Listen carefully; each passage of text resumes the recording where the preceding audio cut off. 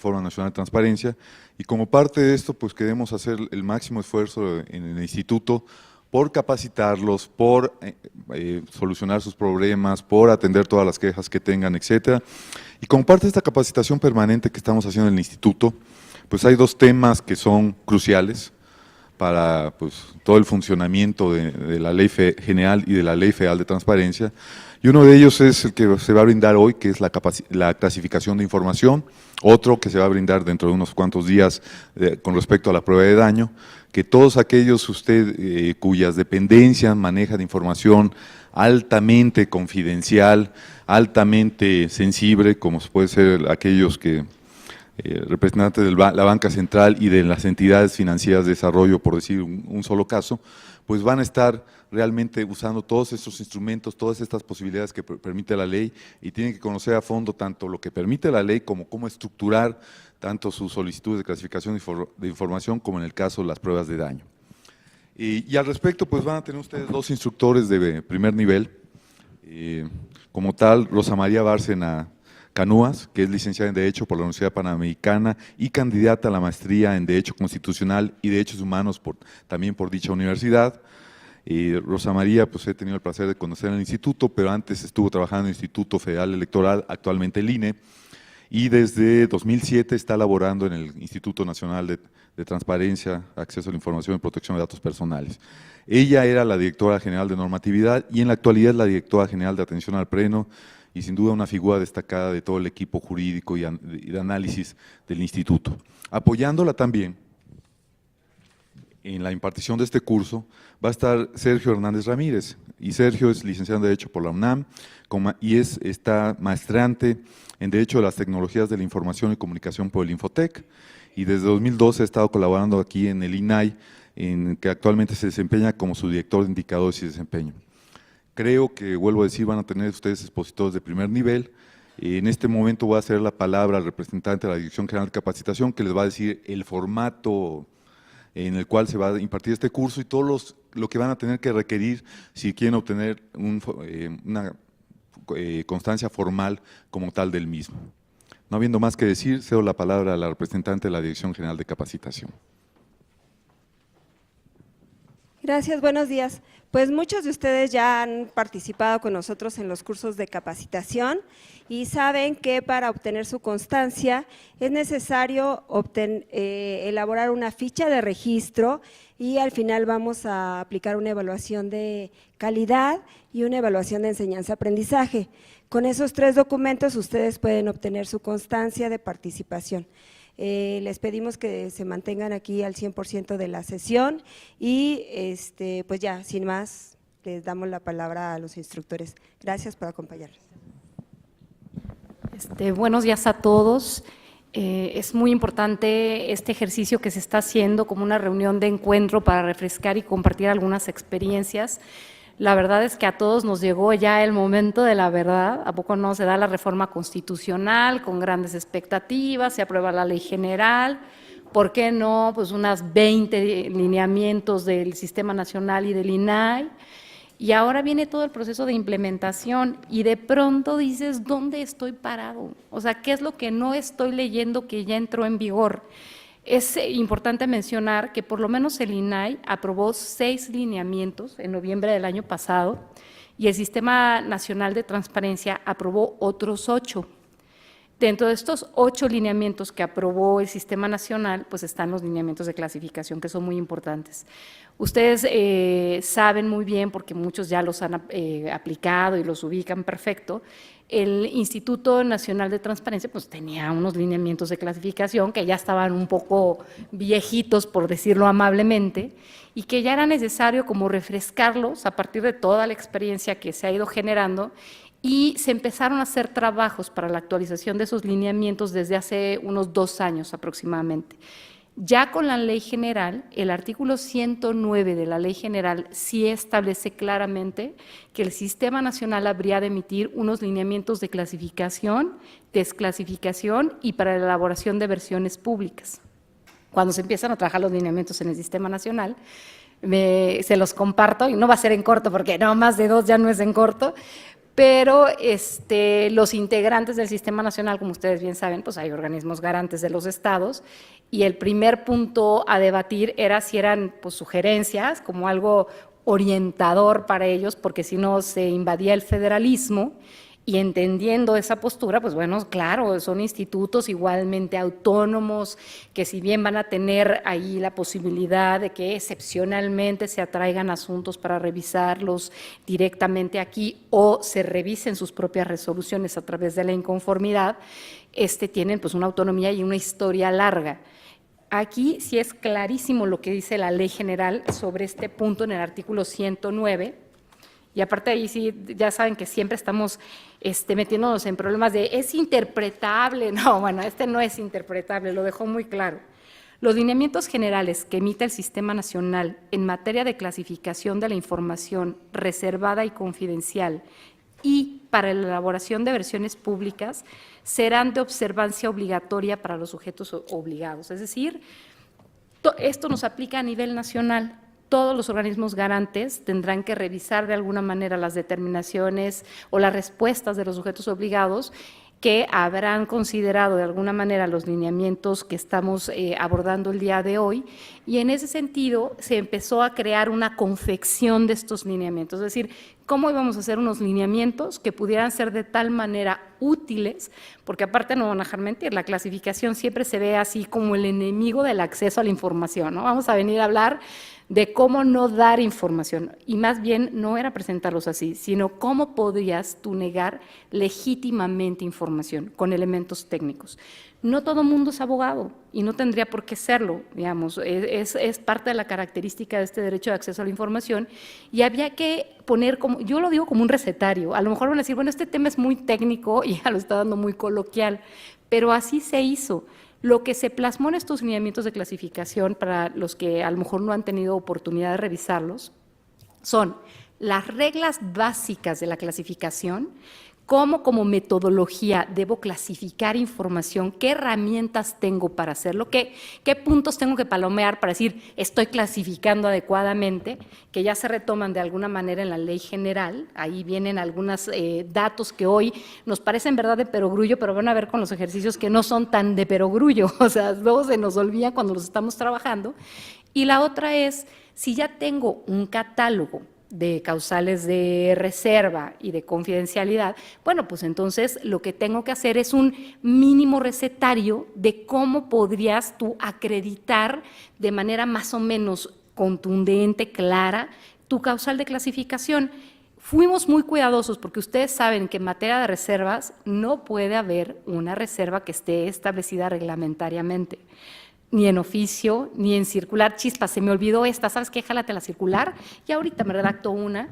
Y hay instituciones que sí hicieron eso, incluso en el artículo 61 de la Ley Federal de Transparencia y Acceso a la Información Pública Gubernamental, que está abrogada, yo diría parcialmente, ahorita vamos a ver que sigue aplicándose, no quedó así tan descontinuada la norma. Se establecía la posibilidad de que otros sujetos obligados pudieran emitir sus disposiciones de acuerdo a las bases y principios de esa ley. Bueno, pues a partir de eso no solo se desarrollaron procedimientos, en algunos casos se establecieron causales de clasificación en el orden administrativo, y eso no era posible. Entonces, vamos a poner en esta plática, nos vamos a dividir Sergio y yo la exposición. Yo voy a dar una primera parte que tiene que ver con toda esta explicación de las reglas básicas. No me voy a ir al antes de Cristo, no se espanten, de pronto van a ver el artículo sexto y les voy a hablar del 77, voy a ir dando brincos importantes para que nos puedan dar tiempo este espacio que nos abrieron de 3 horas y poderlo agotar, porque como ustedes saben, ya tienen experiencia, es un tema muy largo, muy, muy largo, pero vamos a tratar de hacerlo lo más comprensible posible. Vamos a poner las bases mínimas para entonces entrar ya al desarrollo de cada causal, todos con un piso común, y al final aprovecharemos para platicar un poco de qué hay con la consulta directa en expedientes clasificados, con la leyenda de clasificación, con la versión pública, algunas cosas que podemos compartir como experiencia. A lo mejor Olivia me va a decir, que es la representante de capacitación, bueno, Rosy, esto no es pedagógico, pero si yo hago que ustedes sus preguntas las formulen hasta el final, después de 3 horas, no solo van a estar descontextualizadas, algunas ya hasta se les habrán olvidado.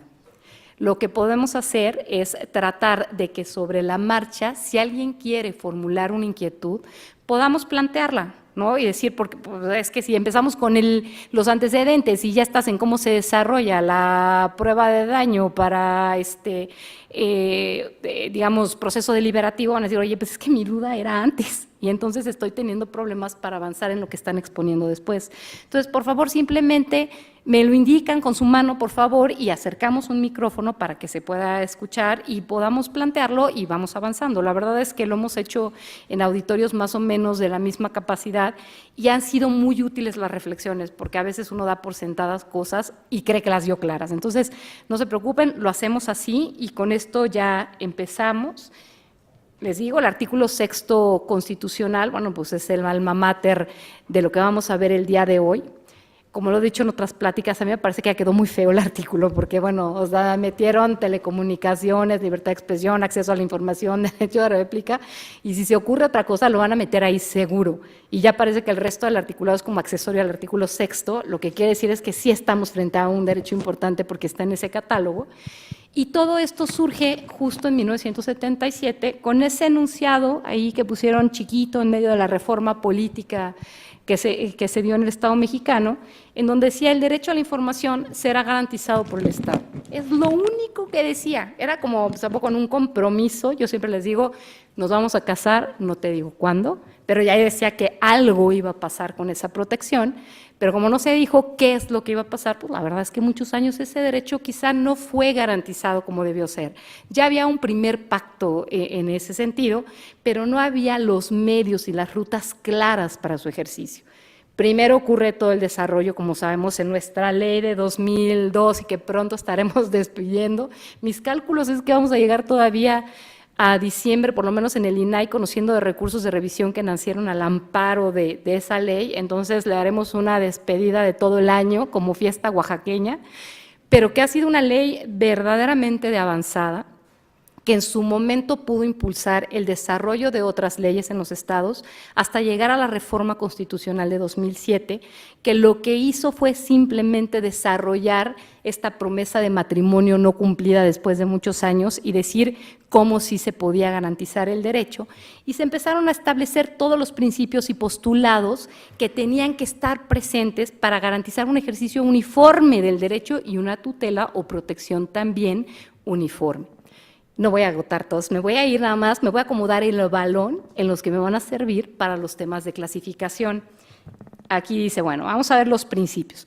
El primer principio básico para que de ahí pasemos a los límites es principio de publicidad. ¿Qué significa? Que la información que está en posesión de todos los sujetos obligados que ahorita ya se han ensanchado el universo es pública, toda, por principio es pública y solo excepcionalmente podrá ser reservada temporalmente por razones de interés público. Entonces, lo que vamos a hacer es partir de la idea de que en principio todo lo que tenemos en nuestros archivos debe de ser considerado de esa manera. ¿Por qué este es un principio importante y es un paradigma? Ustedes saben que, y incluso yo se los comparto a título personal como una reflexión, me cuesta mucho trabajo pensar en que tengo una información importantísima, clasificadísima por todas y las que pudieran surgir causales de reserva y por todos los años que te permita la ley reservar, y no tome yo las medidas de seguridad para garantizar que esa información no sea mal utilizada. Entonces, un principio elemental que acompaña al tema de clasificación pues es el deber de cuidado, custodia de la información. Para tener ese deber de cuidado, pues lo primero que tienes que hacer es identificar lo que estás considerando que es muy delicada el tratamiento de la información o el riesgo que puede dar la difusión. Aquí lo que va a pasar es que tanto la ley general como la Constitución dejaron muy claro que solo vas a poder clasificar cuando hay una solicitud. No vas a estar clasificando de entrada, es decir, hay una solicitud y en ese momento y en todos los demás que clasifique, les voy a decir cuáles son los otros, tengo que aplicar además un método que vamos a ver más adelante que es la prueba de daño. Porque si no fuera así, entonces no es cierto esto de que toda la información es pública por principio, porque yo lo que haría es toda la información no es pública, hay información pública e información que nace clasificada. Entonces, ahorita vamos a tener un primer problema y lo vamos a abordar más adelante. ¿Qué pasa con los índices de expedientes clasificados o reservados? ¿No? Pues si es a partir de una solicitud y además nacen al amparo de la ley que está por extinguirse en términos de sus efectos, ¿qué es lo que va a ocurrir? Eso lo vamos a abordar un poquito más adelante, porque cuando ya llegó esa lámina resulta que ya todas las fui agotando. Entonces, tenemos como claridad ese principio, toda la información es pública, ese es el principio de publicidad, que no es lo mismo que el de máxima publicidad. A veces he visto que se utilizan indistintamente. El de máxima publicidad, poco no, lo hemos escuchado todo el tiempo, aplica el principio de máxima publicidad. Eso estaba desde la ley, se retoma en la Constitución, y ahora ustedes saben que el artículo 1 constitucional tuvo una reforma en 2011 en un pacto importantísimo con los derechos humanos, y se estableció el famoso principio pro homine, conocido así en el contexto internacional, pero como hay igualdad de género, se aguantan, ¿sí? Es pro persona, ya no puede ser pro homine. ¿Qué significa ese principio pro persona? Que dentro del entramado jurídico con que tú cuentes, debes aplicar la disposición jurídica que más favorezca el ejercicio del derecho. Y no importa aquí la jerarquía, puede ser la norma de más bajo rango, jerárquicamente, pero esa es la que más conviene al ejercicio del derecho, esa es la que tienes que aplicar. ¿Qué es lo que pasa? Que eso nosotros ya lo teníamos antes de 2011, pero no se llamaba como se conoce para todos los derechos humanos, como el de acceso a la información, como principio pro persona, sino como principio de máxima publicidad. ¿Qué significa? Bueno, tengo que aplicar las disposiciones que más convengan al ejercicio del derecho y en consonancia con eso, en caso de duda, tengo que resolver con la norma que más permite el ejercicio del derecho de acceso a la información, es decir, todo aquello que expanda los cauces del derecho. ¿Qué es lo que dice la Constitución? En la interpretación de este derecho deberá prevalecer el principio de máxima publicidad. Si tenemos una duda, debemos de abrir, como pasa normalmente, ¿verdad? No necesariamente. ¿Qué es lo que pasa? Y aquí va a haber un punto de quiebre quizá, pues con este andamiaje, pues no todo fue miel sobre hojuelas y vienen medidas de apremios, sanciones, tanto la negligencia de no dar acceso como en aquellos casos en donde no se proteja la información como la debes proteger. Y entonces, pues sí, de pronto dices, oye, pues es que si me paso de garantista, no voy a hacer que a mí me apliquen todo el rigor de la norma, ¿no? O sea, por haber entregado información. Ahí lo que hay que tener muchísimo cuidado es cómo aplicamos nuestras pruebas de daño, cómo hacemos el análisis para determinar que cierta información debe o no entregarse, y lo que les vamos a dar es un método.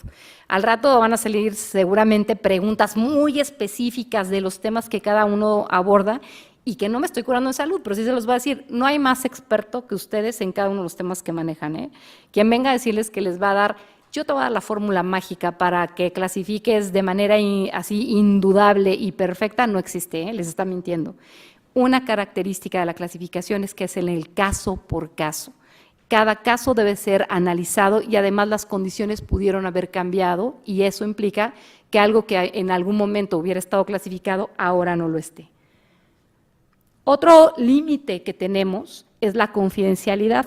¿Qué significa? Que la información que se refiere a la vida privada y los datos personales será protegido en los términos y con las excepciones que fijen las leyes.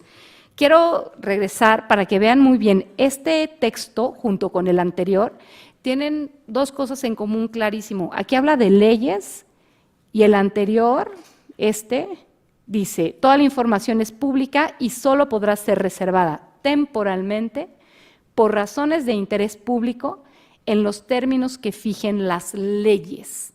Esto es muy importante y lo vamos a ver también en los tratados internacionales. Toda limitación al derecho tiene que estar en una ley en sentido formal y material, es decir, emitida por un congreso, que tenga las características de generalidad, abstracción, o sea, que no sea una ley aplicada así para Sergio, le voy a aplicar su circular para negar la información, sino que sean disposiciones de esa naturaleza. ¿Por qué sí es importante traer a colación esto y por qué se estableció que fuera en la ley? Pues no es porque fuera envidioso el Congreso, sino porque había una preocupación de que pudieran establecerse reservas en disposiciones administrativas, ¿no? Oye, nos están preguntando mucho de este tema y nos puede quemar. Se los juro que yo he visto reglamentos que clasifican información porque se pueda generar un desprestigio a una institución, ¿eh? ¿Se imaginan una causal de reserva como esa? No, bueno, es clasificado, por 5 años se puede, y por 5 más, aquello que genere un desprestigio a la institución, porque todos somos servidores públicos y todos vivimos del prestigio de nuestra institución, ¿no? Y sin eso no podemos trabajar. No, bueno, ¿qué les digo? Muchísimas cosas no podrían entregarse, incluso yo recuerdo perfecto una ocasión que, ay, no voy a decir la dependencia, porque de veras, algo me estaban diciendo que estaban grabando, y al rato, bueno, si nadie me recuerdas el caso, no, pero sí iba a decir, una dependencia estaba revisando con el presidente en aquel momento un documento que se levantó con motivo de una reunión que habían tenido y estaban clasificando información. Decimos, oye, pero ¿por qué estás clasificando información? No les voy a dar específicamente la causal porque van a acabar identificando a la institución, pero sí lo que decían es, no es que esto nos va a generar un daño en la operación, pero ¿cuál es el daño? A ver, vinieron al acceso, se abrió. Bueno, les ha puesto una papalina el presidente. Sí venían palabras en rojo, más rojo y súper rojo, y decíamos, no, pues yo no sé si sí tenía razón o no, pero algo estuvo mal en este tema. ¿Cómo clasificas eso? Pues sí, es muy incómodo, ¿no? Es muy incómodo, puede ser cuestionable, pero tú no puedes, por cubrir el desprestigio, dejar de entregar algo, porque al final del día el acceso a la información es una radiografía de cómo estamos trabajando. Bueno, pues en aquel caso, qué pena, o sea, con bolsa de papel en la cara, pero se tuvo que entregar. Por eso tiene que estar las causales de reserva en ley, o los límites, que es la protección de la confidencialidad en ley. ¿Por qué? Porque es un procedimiento dificultado para su establecimiento y hay una cierta representación, o sea, son aquellos legisladores electos popularmente quienes toman la decisión. Díganme cada cuánto puedes estar reformando una disposición, es muy difícil. En cambio, si lo dejáramos al ámbito administrativo, yo les digo siempre, pues puede pasar como la ley de Herodes, la película, ¿no? En la parte así esencial, oye, Varguitas, reformaste la Constitución y te dejaste vitalicio. Así puede pasar en una vía administrativa. Eso no puede ocurrir. Por eso las limitaciones tienen que estar establecidas en un instrumento de esa naturaleza. Ahora la ley general reconoce que también puede estar en tratados internacionales, pues recordemos, es un tratado, cumple con todas estas características, es un procedimiento dificultado, entonces eso también ya es un avance, se venía reconociendo esa posibilidad, pero no estaba escrito, y aquí, en el caso de la reserva, la limitación es por una cuestión que se llama, uno, es temporal, que es la diferencia con la confidencialidad. La confidencialidad va a mantenerse esa información confidencial hasta que me autorice el titular de la misma, y en la reserva, pues es temporalmente y por una razón de interés público. Y empezamos en el callejón de las patadas, ¿a poco no? ¿Y qué es el interés público? O sea, definir el interés público es una cuestión muy difícil. ¿Cómo se va definiendo el interés público? Pues liguemos todo el enunciado. Tiene que estar definido en la ley y la ley me va a decir en cada causal qué supuesto es el que protege el interés público. Por ejemplo, seguridad nacional. Bajamos un escalón, ¿estás de acuerdo? ¿Están de acuerdo? Ya no es el interés público, es la seguridad nacional, pero pues tampoco bajamos tanto, ¿no? O sea, porque dices, bueno, ¿y ahora qué es la seguridad nacional? ¿Qué es la seguridad pública? ¿Qué es la defensa nacional? ¿No? Ahí el tema es, no puedes tampoco acotar tanto la causal porque corres el riesgo de decir, pues el acta del 26 de junio del Consejo Nacional de Seguridad Pública, o sea, no puedes hacerlo, pero vas identificando conceptos que aunque generales, te permiten dar cierto parámetro de protección. Entonces aquí tenemos que la limitación para las reservas tiene que estar en ley, por una razón de interés público, que son las causales claramente definidas en las leyes, y solo de manera temporal. ¿Qué ocurre hoy? Pues hoy tenemos 5 años con la posibilidad de 5 años más. Vamos a ver los procedimientos que ya están establecidos en los lineamientos para solicitar esta ampliación del plazo de reserva, y solo en 2 casos se puede hacer por más de 5. ¿Cuáles son esos dos casos? Bueno, aquella información que de difundirse pueda afectar la infraestructura estratégica para provisión de bienes y servicios. Esa es una. A mí, digo, ahorita les voy a hacer una crítica, no sé si la compartan, pero así quedó la ley. La segunda es una causal que a mí me cuesta mucho trabajo, pero yo no sé por qué les genero tanta preocupación. ¿Se acuerdan que venía lo de la estabilidad económica, financiera y monetaria? Bueno, pues la sociedad civil procuró que se desarrollara lo más posible. Bueno, pusieron una cosa así como que afectes el sistema de pagos en el efecto dominó, en donde tiras una fichita y se van todas juntas, afectes el poder adquisitivo de la moneda, se afecta el sistema financiero. Yo decía, bueno, a ver, en todos estos años, ¿cuántas veces he visto que se haya actualizado esta causal? Una.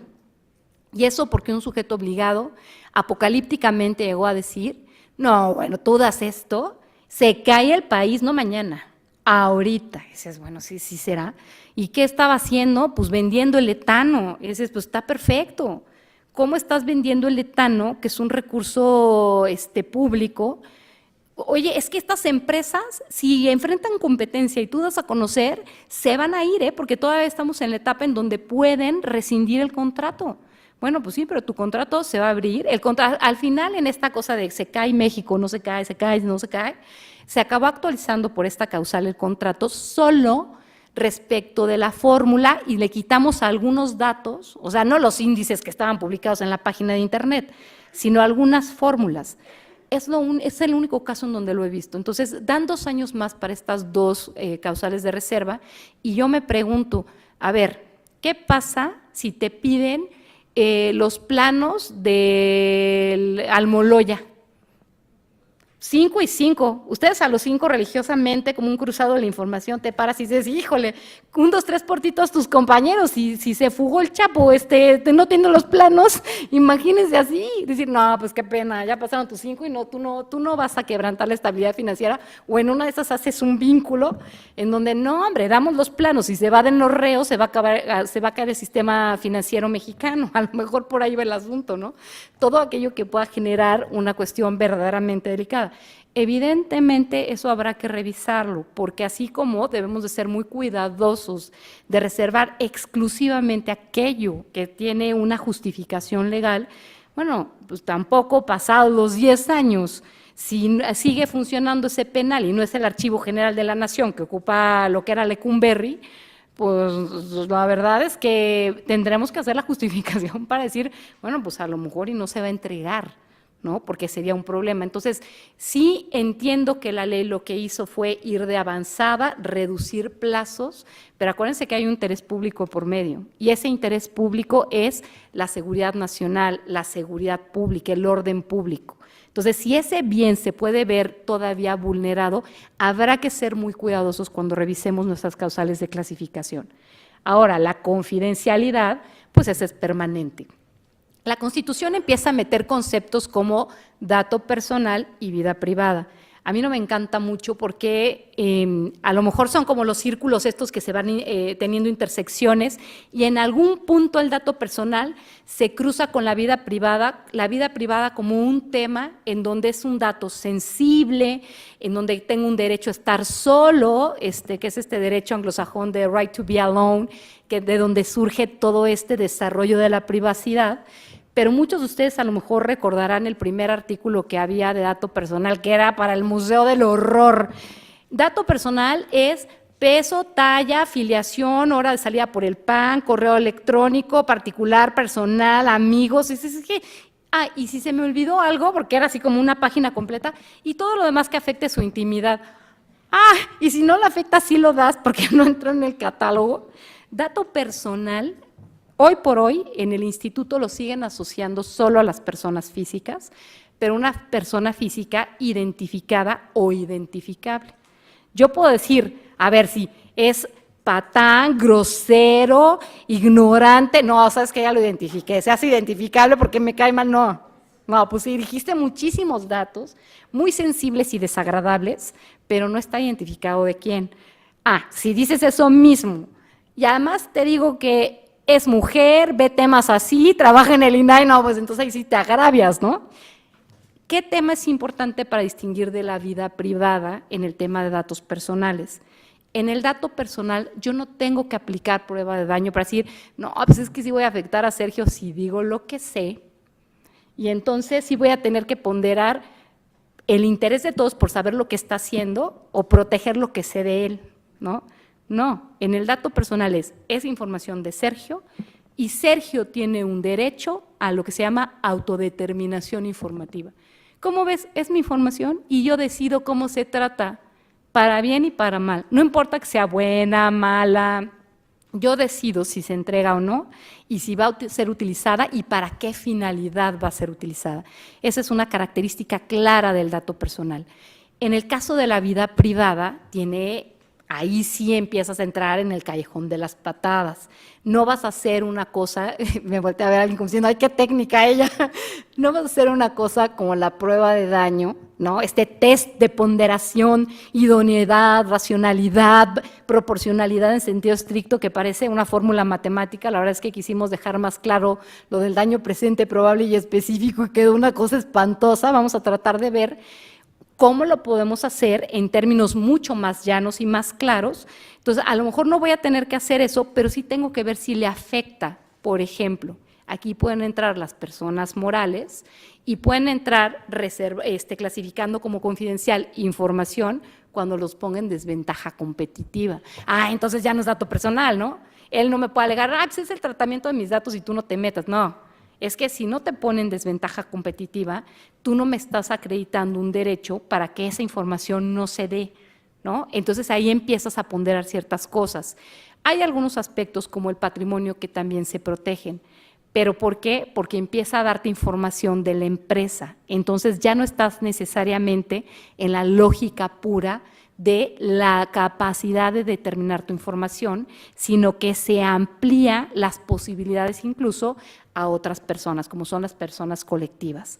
Y aquí ya introduces ingredientes como que afecte o no a esa persona, al titular. No, es que lo estoy haciendo con esto.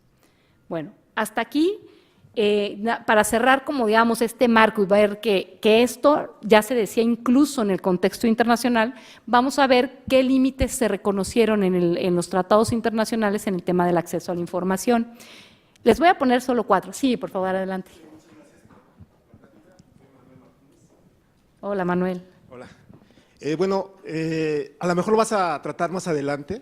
Yo tengo una duda respecto a la cuestión de esta información confidencial. Que como bien lo dices, la información confidencial no solamente son datos personales, tiene que ver con otros tipos de información.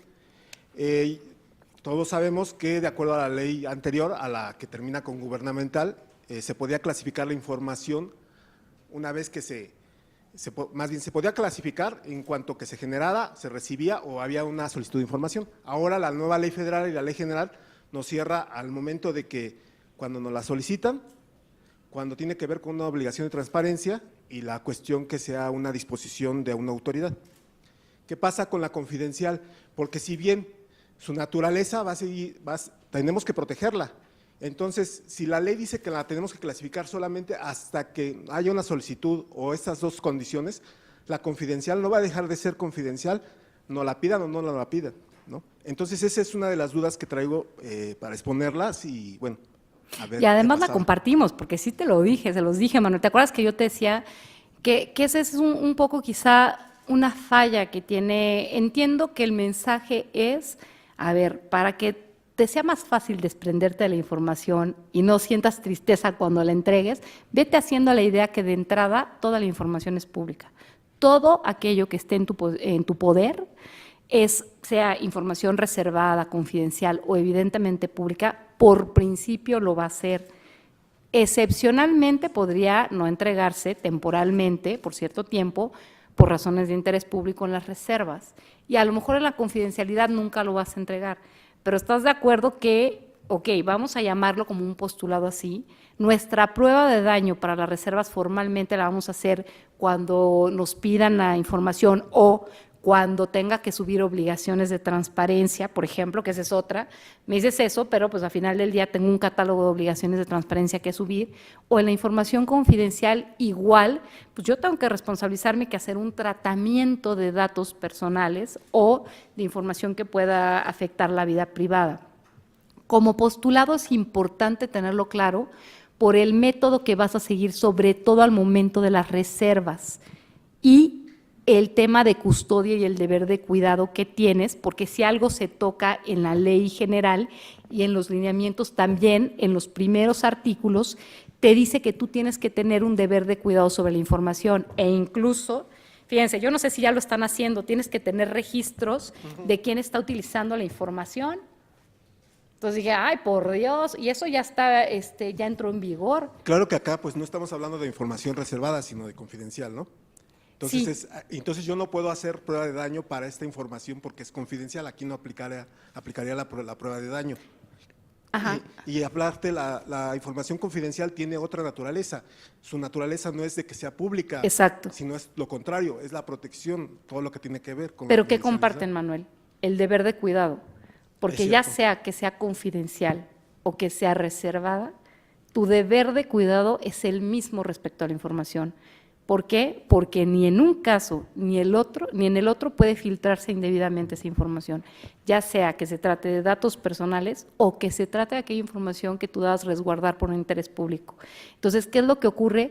Que sí tienes que tomar medidas para proteger la información, pero los vas a plantear de una forma distinta. Por ejemplo, estoy pensando en el índice de expedientes reservados.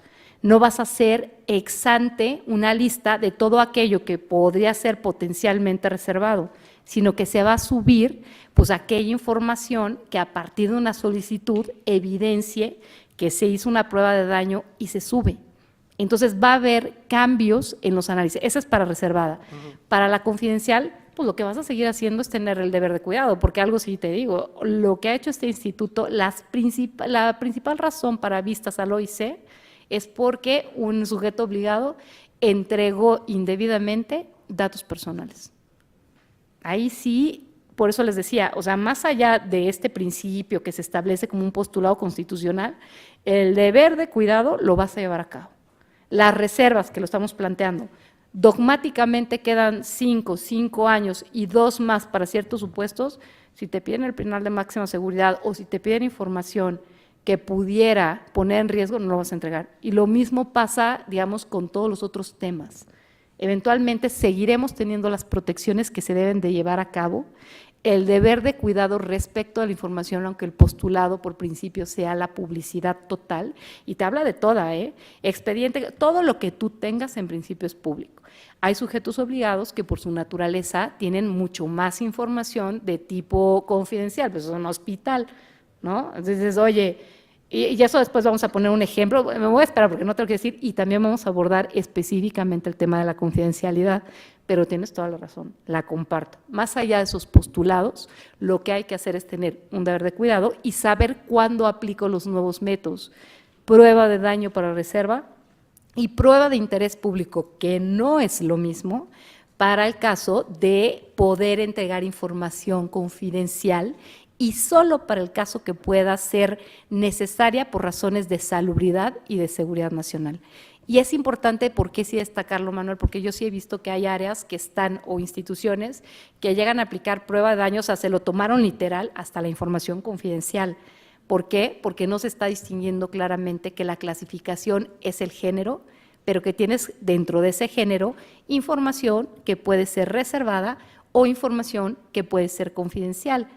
Que la reservada tiene un índice de expedientes reservados, tiene una forma de tratamiento con prueba de daño cada vez que la niegas y la confidencialidad tiene otra lógica. Pero ya me estás dejando sin materia en mi exposición, entonces mejor ya no te voy a seguir contando. Bueno, gracias. Muy bien, no, ¿de qué, Manuel? Sí, por favor.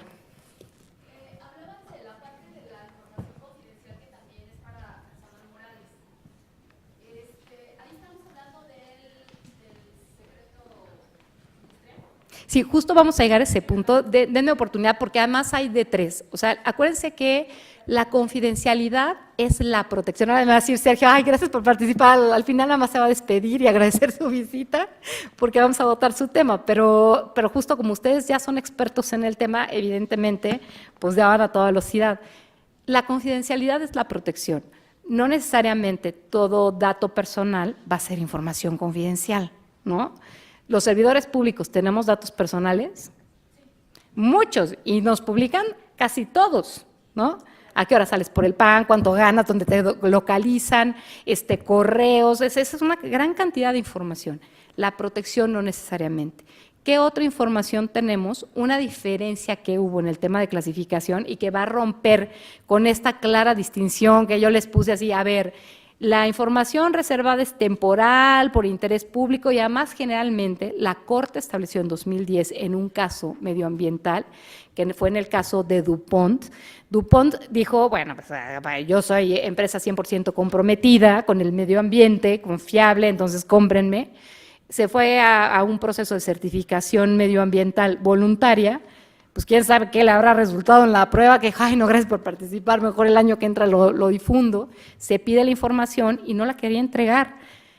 Tan no la quería entregar que se fue en amparo contra la decisión, llegó hasta la revisión y la Corte, ¿qué dijo a partir de ese asunto? Más allá de que, oigan, el medio ambiente es un derecho humano, además hay un gran interés público, ese tipo de información tiene que entregarse protegiendo pues toda esta información por secreto comercial o industrial que pueda tener DuPont, y ahí estableció claras reglas de diferenciación entre la información reservada y la información confidencial. ¿Qué te dijo? No, bueno, la reservada es temporal, la confidencial es hasta que haya autorización del titular.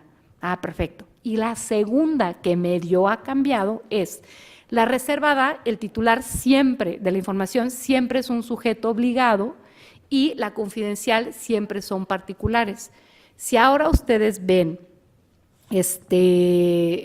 la ley general, como cambiaron los secretos, que pasaron de la reserva al catálogo de confidencialidad, pues entonces si ya dices, está perfecto, los secretos. ¿Por qué los secretos los pasan allá? Pues porque en realidad no iba a proteger yo al SAT, ¿no? Con su información, o sea, lo que hace el SAT se debe conocer y los criterios. Pero el SAT maneja información que es de contribuyentes y lo que estoy realmente protegiendo es la información de los contribuyentes. Entonces, en el fondo, el objeto de protección era información confidencial. Ah, pero aclaró, no así si son recursos públicos. Sí, ya te dejé sin materia, pero bueno, no si son recursos públicos. O si es un fideicomiso y hay una parte de recurso público y privado, pues vas a entregar el público, no vas a entregar el privado, ¿no? Entonces, eso se estableció, pero sí se puso a sujetos obligados siempre y cuando no utilicen recursos públicos. Entonces ya empezamos con problemas, porque ya no es como decía Manuel, como tú señalas, bueno, pues ya nuestra clasificación no fue tan exacta, no. O sea, no, hay como pequeños puntos de quiebre que tenemos que tener muy claros. Y que, sí se aclara, pero dime qué sujeto obligado que no utilice recursos públicos puede invocar confidencialidad por secreto. Pues yo pensando le dije, bueno, los partidos y sindicatos, ¿no? Entonces,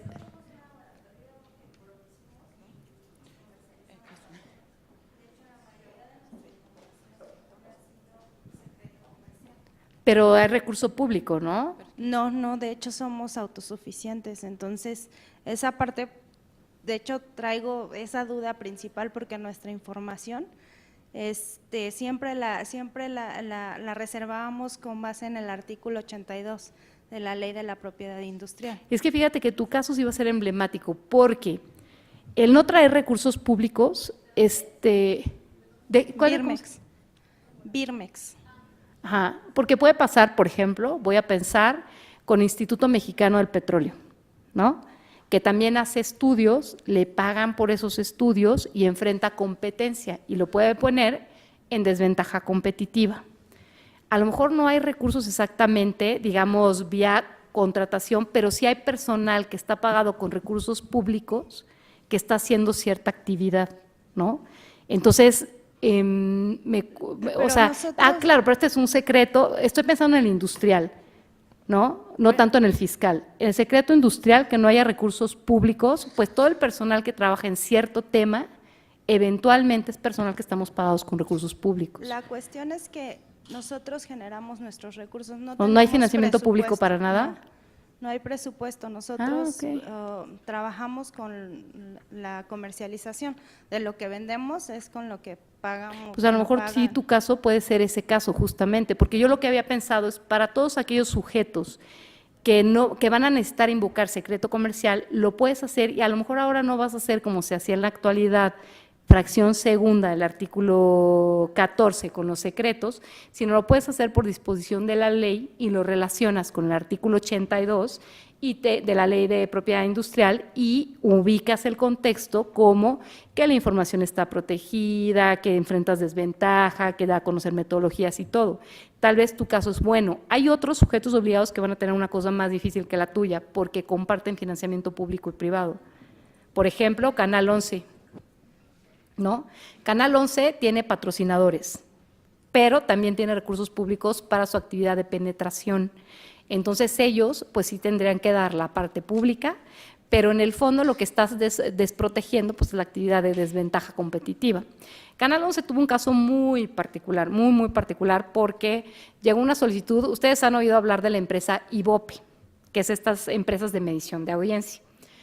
Que además, díganme cuántas empresas como Ibope trabajaban en medición de audiencia, pues Ibope e Ibope, ¿no? Entonces, a mí me costaba mucho trabajo entender su desventaja competitiva si no había competidores, ¿no? Más allá de que había que acreditarlo, pues decías, pues ¿contra quién compite? Canal 11 lo contrata, Canal 11, el sujeto obligado del Instituto Politécnico Nacional, el IPN, para hacer mediciones de audiencia. Evidentemente no salió por encima del Canal de las Estrellas, pero lejos de TV Azteca, pues obviamente, o sea, yo no sé si su columna se veía. Y le piden la información y la clasifica que porque Ibope se la entregó con carácter confidencial, nos enseñó el contrato lacrado y todo eso, y ahí lo que se tuvo que entrar al análisis y se ganó incluso los amparos y todo, la verdad es que fue un asunto en donde más le hubiera valido a Ibope, porque se ordenó su entrega, fue, a ver, la información sobre la que tú haces, la medición que supuestamente te deja en desventaja competitiva no es tuya, es del Canal 11, es de una televisora del Estado, que lo que se está midiendo, qué tanto logra su objeto de penetración social. Y Canal 11, ¿qué preocupación tenía? Me vas a poner en desventaja, sí, en desventaja con el Canal 2 o con el 13, sí un poco, ¿no? Porque mis patrocinadores me van a abandonar. No, tus patrocinadores son filántropos, o sea, eso sí lo tienes que tener claro, ¿no? ¿Por qué? Porque te están apoyando convencidos de tu proyecto. Y además advertimos que Canal 11 recibía también recursos del Estado. Entonces, funcionaba como televisora o como canal con recursos públicos, pero también entran recursos de los patrocinadores. Entonces, habrá casos en donde no será tan claro la forma en que vamos a clasificar, pero estos dos temas que se están planteando me permiten confirmar, ahora sí que forma de acomodarme el balón, que es en el caso por caso, ¿no? Y que eventualmente dices, oye, pero es que la fórmula, no, el que te venda la fórmula mágica, te está mintiendo porque no existe. Esa es una característica. Perdón, entonces, ¿la reserva sería más bien reservada o confidencial? Pues es que tú podrías ubicarte en confidencial, si solo hay recursos, no vamos a necesitar, yo consigo el audio, o sea, todos estamos problematizando, Sí, claro. ¿no? Incluso cuando desahogábamos cuestiones de clasificación, consultas, era a reserva de lo que diga el Pleno. Solo para organizarnos un poco, el que tenga el micrófono es el que puede hablar para que todos tengamos oportunidad. Allá atrás, por favor. Hola, Rosy. Hola, Betty. Me reconociste, qué bien. Ah, sí. Rosy, mira, nada más son tres cosas muy concretas, solo para saber que entendí bien.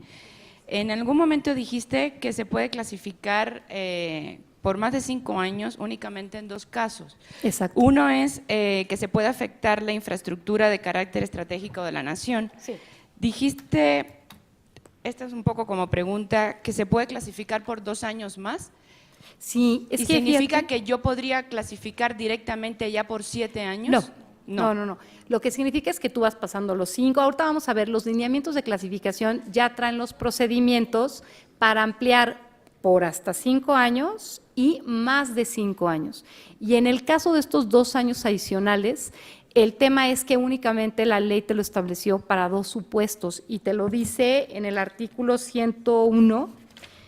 En el párrafo tercero dice, la información clasificada como reservada según el artículo 113 de la ley podrá permanecer con tal carácter hasta por un periodo de 5 años. El periodo de reserva correrá a partir de la fecha en que se clasifique el documento. Excepcionalmente, los sujetos obligados con aprobación de su comité podrán ampliar por un periodo de reserva hasta por un plazo de 5 años adicionales, siempre y cuando justifiquen que subsisten las causas que dieron origen a la clasificación mediante la aplicación de prueba de daño. El último párrafo es lo que tú estás diciendo. Para los casos previstos por la fracción segunda, cuando se trate de información cuya publicación pueda ocasionar la destrucción e inhabilitación de la infraestructura de carácter estratégico para la provisión de bienes o servicios públicos, o bien se refiere a las circunstancias expuestas en la fracción cuarta del artículo 113 y que a juicio del sujeto obligado sea necesario ampliar nuevamente el periodo de reserva, que son estos casos que les hablaba de dañar el poder adquisitivo de la moneda y todo, podrá ampliar nuevamente el periodo de reserva y para eso el procedimiento es distinto, ya no se queda en el sujeto obligado, sino que el Comité de Transparencia tiene que subir esa autorización al organismo garante. Y hay un procedimiento establecido en los lineamientos para hacerlo. Entonces, eso es lo que vamos a ver ahorita.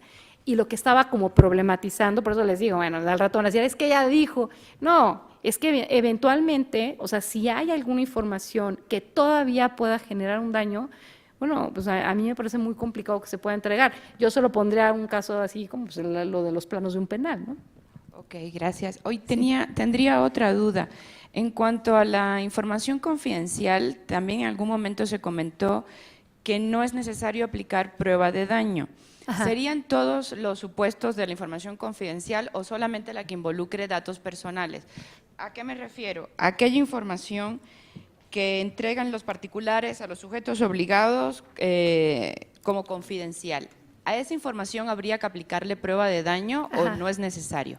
Sí, mira, no es necesario. El artículo 114 de la Ley General te dice, las causales de reserva previstas en el artículo anterior, que son todas las de 113, se deberán fundar y motivar a través de la aplicación de la prueba de daño a la que se hace referencia en el presente título. O sea, prueba de daño siempre es aquel ejercicio que tú haces para reservar información. Prueba de interés público, que es la otra prueba que se trae, solo habla de esos 2 tipos de pruebas.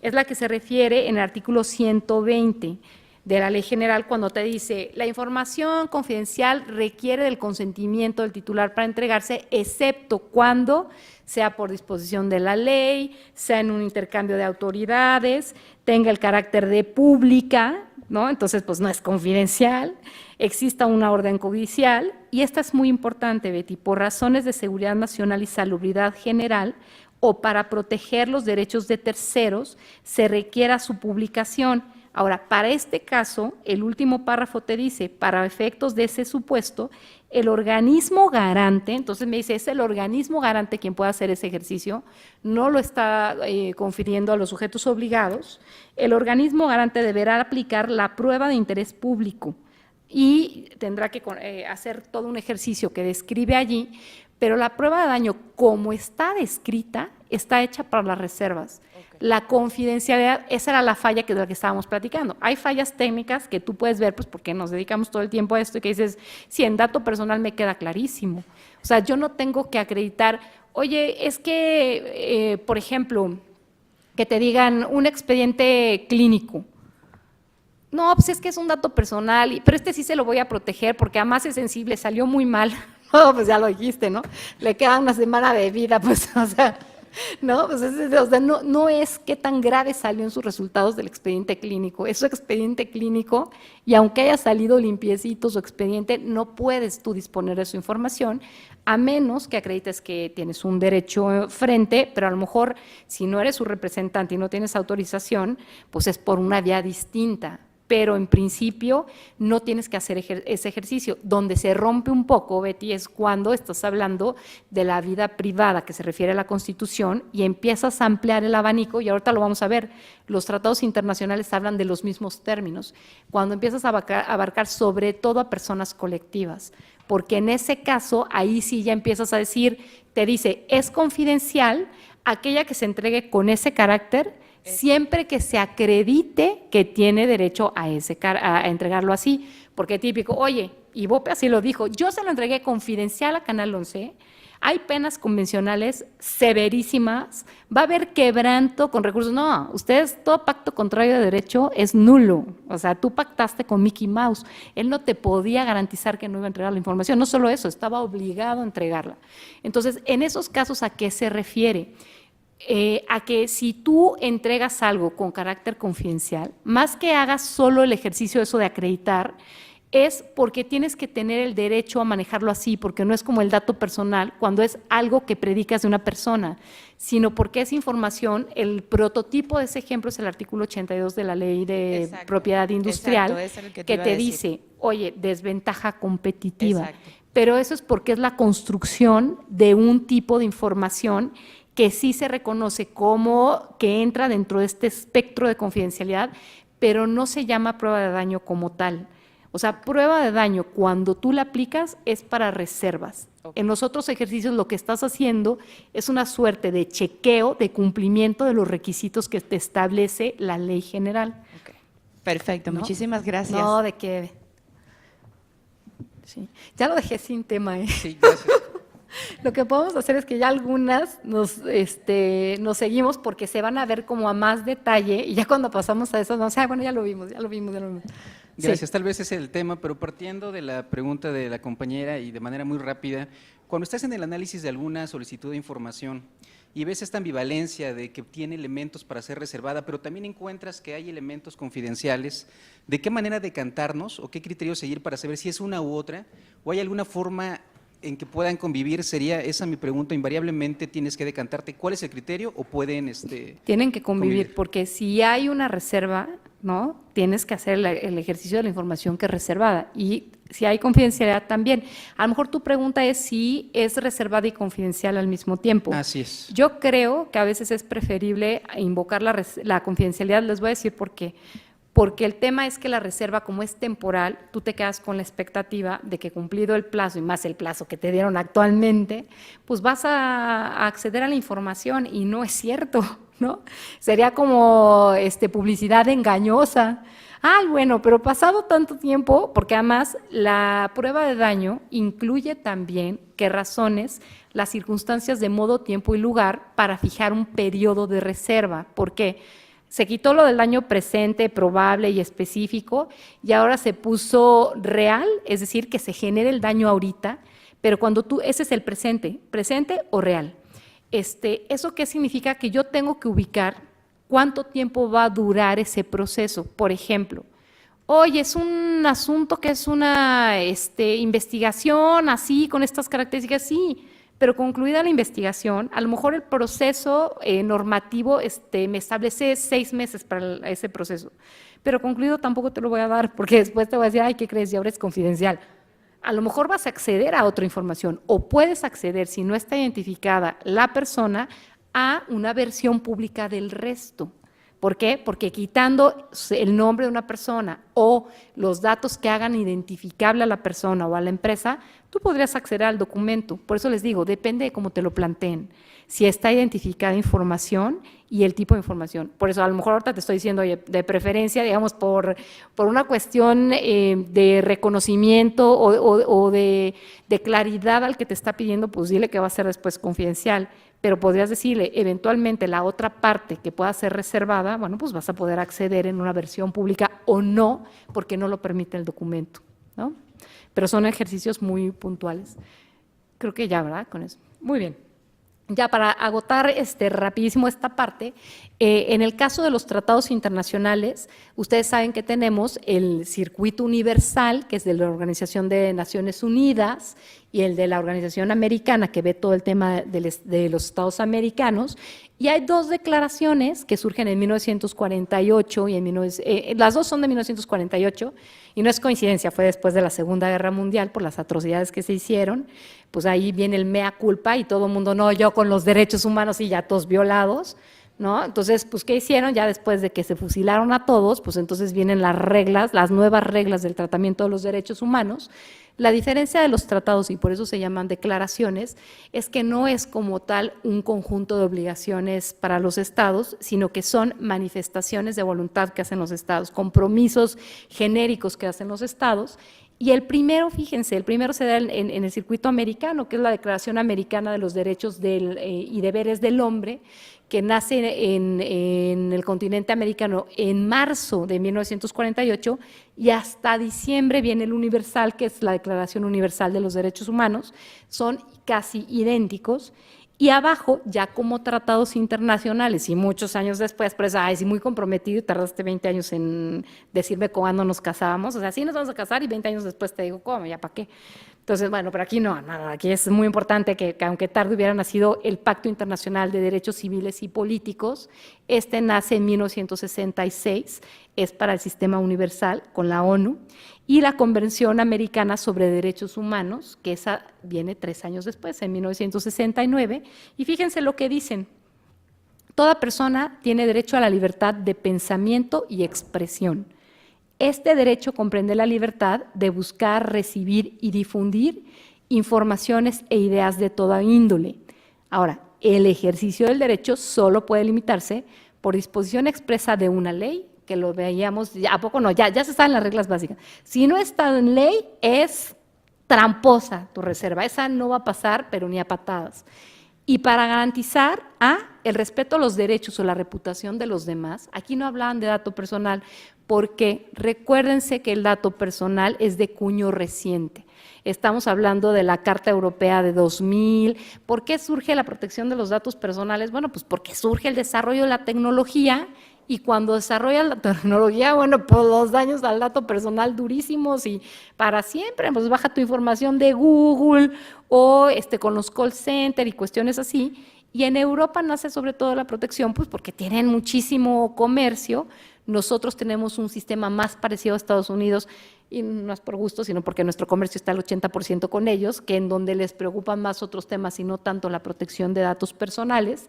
Entonces, por eso no había aquí un tema dato personal como lo tenemos ahorita, y te hablaba más del derecho a la reputación de los demás.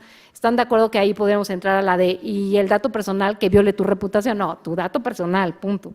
En lo otro, a lo mejor estamos hablando de la privacidad, estamos hablando de derechos que pueden estar traslapados, pero que no necesariamente son lo mismo, y la protección de la seguridad nacional, que es un tema importante, porque ahora tenemos hasta este recurso en donde pueden revisar los temas de seguridad nacional por la coyuntura mexicana, y el orden público, la salud o la moral pública, que pues es el interés público, hecho todas las causales de reserva.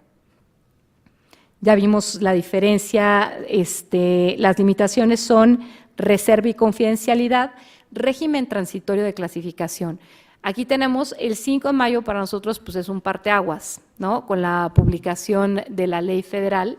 Entonces, lo que dice es que queda abrogada la Ley Federal de Transparencia, Acceso a la Información Pública Gubernamental, pero establece un transitorio que dice que es el 5º transitorio, ¿no? Que todos los procedimientos, solicitudes y recursos que hayan nacido al amparo de una ley seguirán hasta su conclusión aplicándose esa norma, y eso es muy importante, porque por eso les decía que vamos a estar en un momento en donde en varias etapas estaremos aplicando una y otra, y aquí no podríamos decir, pues aplícale la que más le convenga necesariamente, o sea, sí en los procedimientos más cortos y así, porque en realidad son las mismas causales, y como yo en un recurso, por ejemplo, lo que estoy conociendo es cómo se contestó por un sujeto obligado al amparo de una norma, Pues imagínense que yo le revoco al amparo de otra en la que no tuvo participación, pues es así como, pues es que no hay congruencia en tu resolución, me estás resolviendo peras y manzanas, son cosas que no tienen que ver. Entonces, ahí hay que tener claro que estaremos coexistiendo. Los lineamientos de clasificación del Sistema Nacional, si les dicen, entrarán en vigor al día siguiente de su publicación, pues sí, pero gradualmente, o sea, no tan así, sino irán intercalándose con todos los asuntos que estaban en trámite. Postulados rápidos, ustedes conocen muy bien estos temas. ¿Qué me dice la ley general y lo replica el lineamiento? No se pueden emitir acuerdos de clasificación de carácter general ni particular. Esto pasaba mucho al principio, 1, 2, 3 por mí, por todos tus compañeros, todos estos temas clasificados, ¿no? Mis acuerdos generales de clasificación o particular por expediente, no se puede hacer, lo tienes que hacer caso por caso y no se clasifica información antes de que se genere. Esa es una verdad de perogrullo, pero ustedes deben saber qué pasa todo el tiempo. Vienen sujetos obligados, hacen unos alegatos formidables, verdaderamente dramáticos, y dices, híjole, pero algo no me convenció, les revocas y vienen en el cumplimiento, ¿qué crees? Era inexistente. No, bueno, a lo mejor antes estabas en un medio problema, pero ahora están en un problemón con las medidas o con el régimen disciplinario sancionado por decir, te tengo noticias, o sea, sí estás en un problema. No puedes clasificar lo que no existe. Pero, ojo, hay algunos supuestos de clasificación en donde si yo digo, es clasificado por averiguación previa, ¿qué dije? Que Sergio tiene una averiguación previa, ¿no? Entonces, no. Es que no puedo clasificar lo que no existe, entonces tengo que decir, no, porque eso ya es información. Hay casos en donde, por ejemplo, un expediente clasificado como confidencial, porque tiene pues, una enfermedad y está abierto su expediente clínico, es lo que decía, no, pues decir, lo clasifico como confidencial sensible, no puedes decirlo, no es el titular, pues te clasifico, es confidencial. Yo no te puedo decir si tiene un expediente clínico si tú no me acreditas, pero hay que precisarlo. No debe parecer que estoy clasificando su expediente clínico, sino que mi respuesta es, no te has acreditado, no tienes representación, tampoco eres el representante, no te puedo decir si sí o si no, porque este tipo de información constituye información confidencial, pero con esa precisión. Lo que no se puede decir, es clasificado y hacer porque además hasta los alegatos son así, es que es muy delicado, y si te imaginas decir, híjole, sí está en fase terminal, ¿no? No se puede. Sí. Hola, Agustín.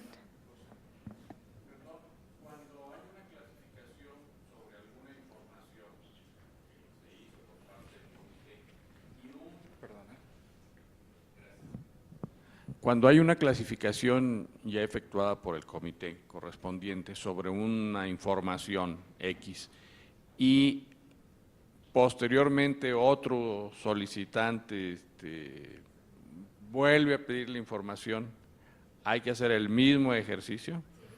Todo el tiempo. Y además te lo dicen tanto los lineamientos de clasificación como la ley. ¿Por qué? Porque puede dejar de ser, sobre todo lo que decías, las reservadas, porque son las que pueden cambiar sus circunstancias, pero incluso en la confidencial yo les diría, no a modo de prueba de daño, pero puede ocurrir que caen los supuestos donde, oye, pues ya era muy confidencial, pero ya está en un registro público, tu situación cambió, ya no puedo considerarla de la misma manera. Es muy importante, ahorita nos están diciendo, ¿y qué va a pasar con el índice de expedientes clasificados? ¿No? Ya está todo arriba. Mi interpretación, que no ha sido, no, es de, y el INAI dijo no. Mi interpretación es, tienes que actualizar tu expediente los primeros 10 días de enero o los primeros 10 días de julio, ¿no? Tocarían los primeros 10 días de julio. Y está vigente ahorita pues, los nuevos lineamientos, la ley general, la ley federal, con todos los supuestos. Como dice que tú revisas por solicitud, yo diría que debe quedarse como está con sus actualizaciones, incorporar las nuevas a la luz de las nuevas reglas, pero yo no me pondría a hacer, no, pues, híjole, ya no entra, bájalo, no, ya súbelo, no. O sea, tendríamos que ir permitiendo que se vaya dando una transición natural en ese índice, porque si no, va a ser una verdadera barbaridad. Y eso sin contar que hay que hacer todas las versiones públicas de los documentos que se van a subir al portal de obligaciones de transparencia, porque antes era, pues cuéntame de qué se trata el contrato, y ahora sube el contrato en versión pública, por Dios, y no me puedes clasificar ni general ni temático, entonces pues uno por uno. Yo ahí lo que estaba pensando, y a lo mejor es algo que ustedes también pueden ir viendo si se puede construir, porque no se trata tampoco de decirles, incluso lo platicamos en alguna reunión que hubo con las áreas, cómo lo haría el instituto.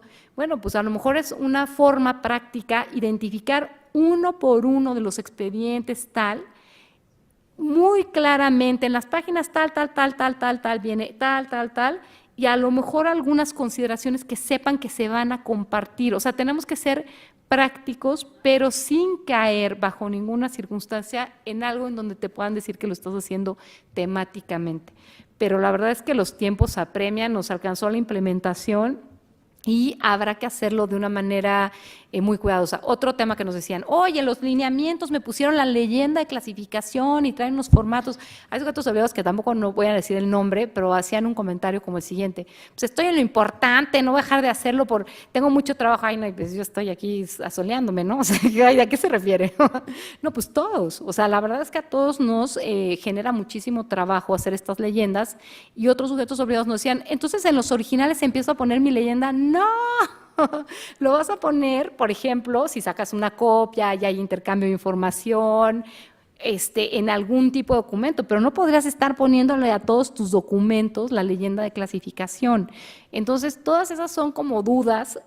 Aquí se manejan algunos formatos para la elaboración de versiones públicas, por ejemplo, algunos datos que tienen que traer la leyenda, con que cumplan con lo que dice la ley. Eso sí vienen como orientadores aquí, es suficiente. A lo mejor cada sujeto, cada uno de ustedes, como sujeto obligado, encuentra medidas mucho más prácticas y son exportables, por favor. Si alguien sabe de algo, son bienvenidas las ideas, porque todos estamos en este gran barco con una cantidad de trabajo abismal, ¿no? Respecto al índice, yo tengo una duda. Aparentemente, la reserva de la información a partir del 9 de mayo o 10 de mayo va a ser en términos de la nueva ley. ¿Qué va a pasar con todos los índices que se pudieron haber generado del 1 de enero al 9 de mayo? Sí, que es un poco lo que les decía. Yo creo que no vas a empezar a hacer una revisión oficiosa, porque es antes solicitudes. Esos nacieron con esa característica. Lo que va a pasar es que si te vuelven a pedir alguna de la información que está ahí contenida, pues sí tendrás que empezar con tu proceso de renovación y actualización a la luz de los nuevos criterios. No, pero mi duda es, ¿esos los tengo que registrar como se hacía tradicionalmente? Como los históricos, pues aquí No, los que se clasificaron del 1 de enero de 2016 al 9 de mayo de 2016. Todos tienen que aparecer, todos van a aparecer, okay, pero van a tener como un tratamiento que se va a ir actualizando conforme vengan los nuevos ejercicios, pero sí los vas a tener. Y aquí, bueno, me voy a venir a este tema, si no vamos a saltar la lámina, aprovechamos. Vienen los datos que hay que identificar para el índice de expedientes. Tiene que empezarse a hacer los primeros 10 días de enero, y creo que por aquí está, primeros 10 días hábiles de enero y julio, y se tienen que pedir la aprobación del comité, o si no hay aprobación, van a tener una afirmativa ficta, o sea, se entienden que están aprobados, y si hay comentarios, hay 5 días hábiles para remitir los comentarios o cómo se atendería las observaciones que señala el Comité de Transparencia. Esto viene también en los lineamientos para que lo traigan en el radar. Hay muchos procedimientos que estaban dependientes un poco de la Plataforma Nacional de Transparencia. Hay muchos de estos que no se van a poder utilizar esas comunicaciones para hacerlo. Por ejemplo, el índice tendría que aparecer pues, en la plataforma. Aquí fui a dar ayer una plática a Oaxaca en el seno del Sistema Nacional de Transparencia, y solo déjenme confirmarse y les pasaría por la dirección general de enlace que les toque, porque en los transitorios se estableció que el Sistema Nacional debía de aprobar mecanismos alternativos para cumplir con muchas de las obligaciones que están vinculadas al tema de la plataforma. Entonces, en lo que la plataforma acaba de ajustarse y funcionar al 100%, habría que tener estos mecanismos alternativos. Era lógico entender que fuera el Sistema Nacional, porque si no cada quien tendría un mecanismo distinto, difícil de comprender para el resto. Entonces habría que tener en el radar que ese sistema es el que hay que pedir, o sea, cómo se determinó que alternativamente se pudiera cumplir con estos medios de comunicación o difusión de la información. Ahora, ya para acabar del expediente reservado, lo único que dice, hay dos temas que me llaman mucho la atención porque, digamos, yo no soy una convencida de los índices de expediente, es como el menú de lo que no puedes comer y tampoco te sirve tanto, y ni está todo lo que debe, ni todo lo que debe estar. Digamos, es una cosa que es muy engorrosa y que no necesariamente es tan útil, pero a lo mejor, ¿para qué sí te sirve? Para que si había algo que existía, por lo menos tienes periodos de conservación, decir, estuvo clasificado, no me lo puedes desaparecer porque tienes que tener un periodo de conservación para asegurar que pueda ser, porque la otra es, lo clasifico, pasa su periodo y la trituradora, ¿no? Porque además se cumplió el periodo de conservación del documento. Entonces, el índice te puede servir para efectos archivísticos y para garantizar el acceso, porque te va a obligar a conservar el documento por un cierto periodo. Y entonces nada de que no había un registro de los muertos, ¿no? Pues ¿dónde se queda el documento? Pues o sea, no nació nunca a la vida pública. Entonces, para eso te sirve. ¿Qué es lo que dice la ley? Que lo tienes que hacer semestralmente y publicarse en formatos abiertos. Yo no me imagino el formato abierto que están planteando, porque el formato abierto entiendo que era más para la transparencia proactiva, para la interoperabilidad de bases de datos, pero no es el típico documento de lista en donde vas a poder interoperar un expediente denominado agenda de riesgos con uno que me diga otro tema, ¿no? Pero entiendo que la cosa o la intención es que sean documentos explotables, ¿no? Bueno, me regreso rapidísimo. Estos temas ya los voy a pasar muy rápido porque además ya los conocen. Quizá, miren, me interesan mucho estos procedimientos. Es ampliación del plazo de reserva. El comité lo puede hacer de transparencia cuando es hasta por 5 años más. Y es el organismo garante, a petición del comité de transparencia, cuando es de más de esos 5 años, en el caso que platicábamos, Betty, para estas 2 excepciones. El procedimiento viene en la ley, 3 meses, vienen los lineamientos, 3 meses antes de que venzan los plazos tiene que solicitarse y lo tienen que hacer por el sistema previsto en la plataforma. Como no hay sistema, se tiene que hacer en el medio alternativo que establezca el sistema nacional. Habría que estar afinando cuál es ese medio, si ya se determinó, y el comité de transparencia es el que autoriza. En el caso del procedimiento de más de 5 años, tienes 3 meses antes de que venza, el organismo garante resuelve en 60 días sobre la ampliación y por eso es 3 meses antes, o sea, no para que te agarre una vez que venció el plazo, y pueden requerirles información adicional y el comité de transparencia del sujeto obligado tiene 5 días para resolver esta información adicional que se pida y te suspende el plazo. Si el organismo garante no te resuelve, se entiende afirmativa ficta, ¿no? Y estas afirmativas, por eso les digo, la afirmativa ficta es muy del tipo, bueno, dejemos estos procedimientos de trámite y si no se cumplen, así seguimos. Ley general prevalece respecto de cualquier otra norma en materia de clasificación. Se quería que hubiera esta prevalencia para toda la ley general, no se pudo, pero donde sí viene muy claro es en el artículo 100, para el caso de la materia de clasificación. ¿Quién clasifica? Pues son los titulares de las áreas de los sujetos obligados, pero también puede ser cuando se recibe una solicitud de información, cuando se determine mediante resolución de la autoridad, es decir, un organismo garante, cuando se generen versiones públicas para dar cumplimiento a las obligaciones de transparencia. Sí hay que pasar y hacer prueba de daño en todos los casos de las versiones públicas de obligaciones de transparencia, porque eso era algo que estaba como en el aire. Oye, ¿y se puede clasificar automáticamente? Acuérdense que el transitorio de la ley general me establecía que toda la información que naciera en este año que se estaba dando de transitoriedad para la entrada en vigor en pleno de la ley general, toda esa sí se tiene que subir, ya no en las 17 fracciones del artículo 7, sino en las 48 más todas las especializadas. Entonces, en muchas pláticas lo que se dijo es, ve acopiando esa información, tenla o ve generando documentos para versiones publicables. Una versión publicable y una versión pública no es lo mismo.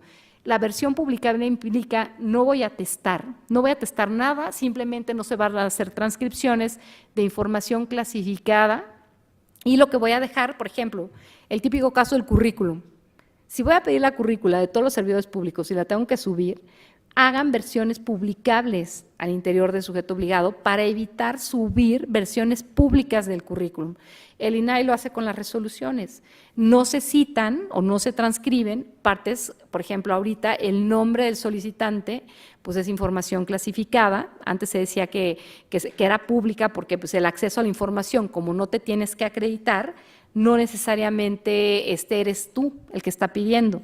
Ya se consideró que el nombre del solicitante no se debe de entregar, que es información confidencial, porque da a conocer que está activando el ejercicio de un derecho, por ende, el nombre del recurrente tampoco, y entonces, en lugar de que tú pongas en el rubro de la resolución el nombre y se elimina con fundamento en el artículo 18, fracción segunda, porque el ejercicio, pues no lo pongan, ¿no? Y no quiere decir que si se llega a pedir, pues tengan documentos que acrediten quién fue y con lo que se le puede dar cuenta, documentos relacionados entre sí que permitan conocer o no, si está clasificada, la información. Entonces, sí, en versiones públicas de obligaciones de transparencia también lo tienen que hacer.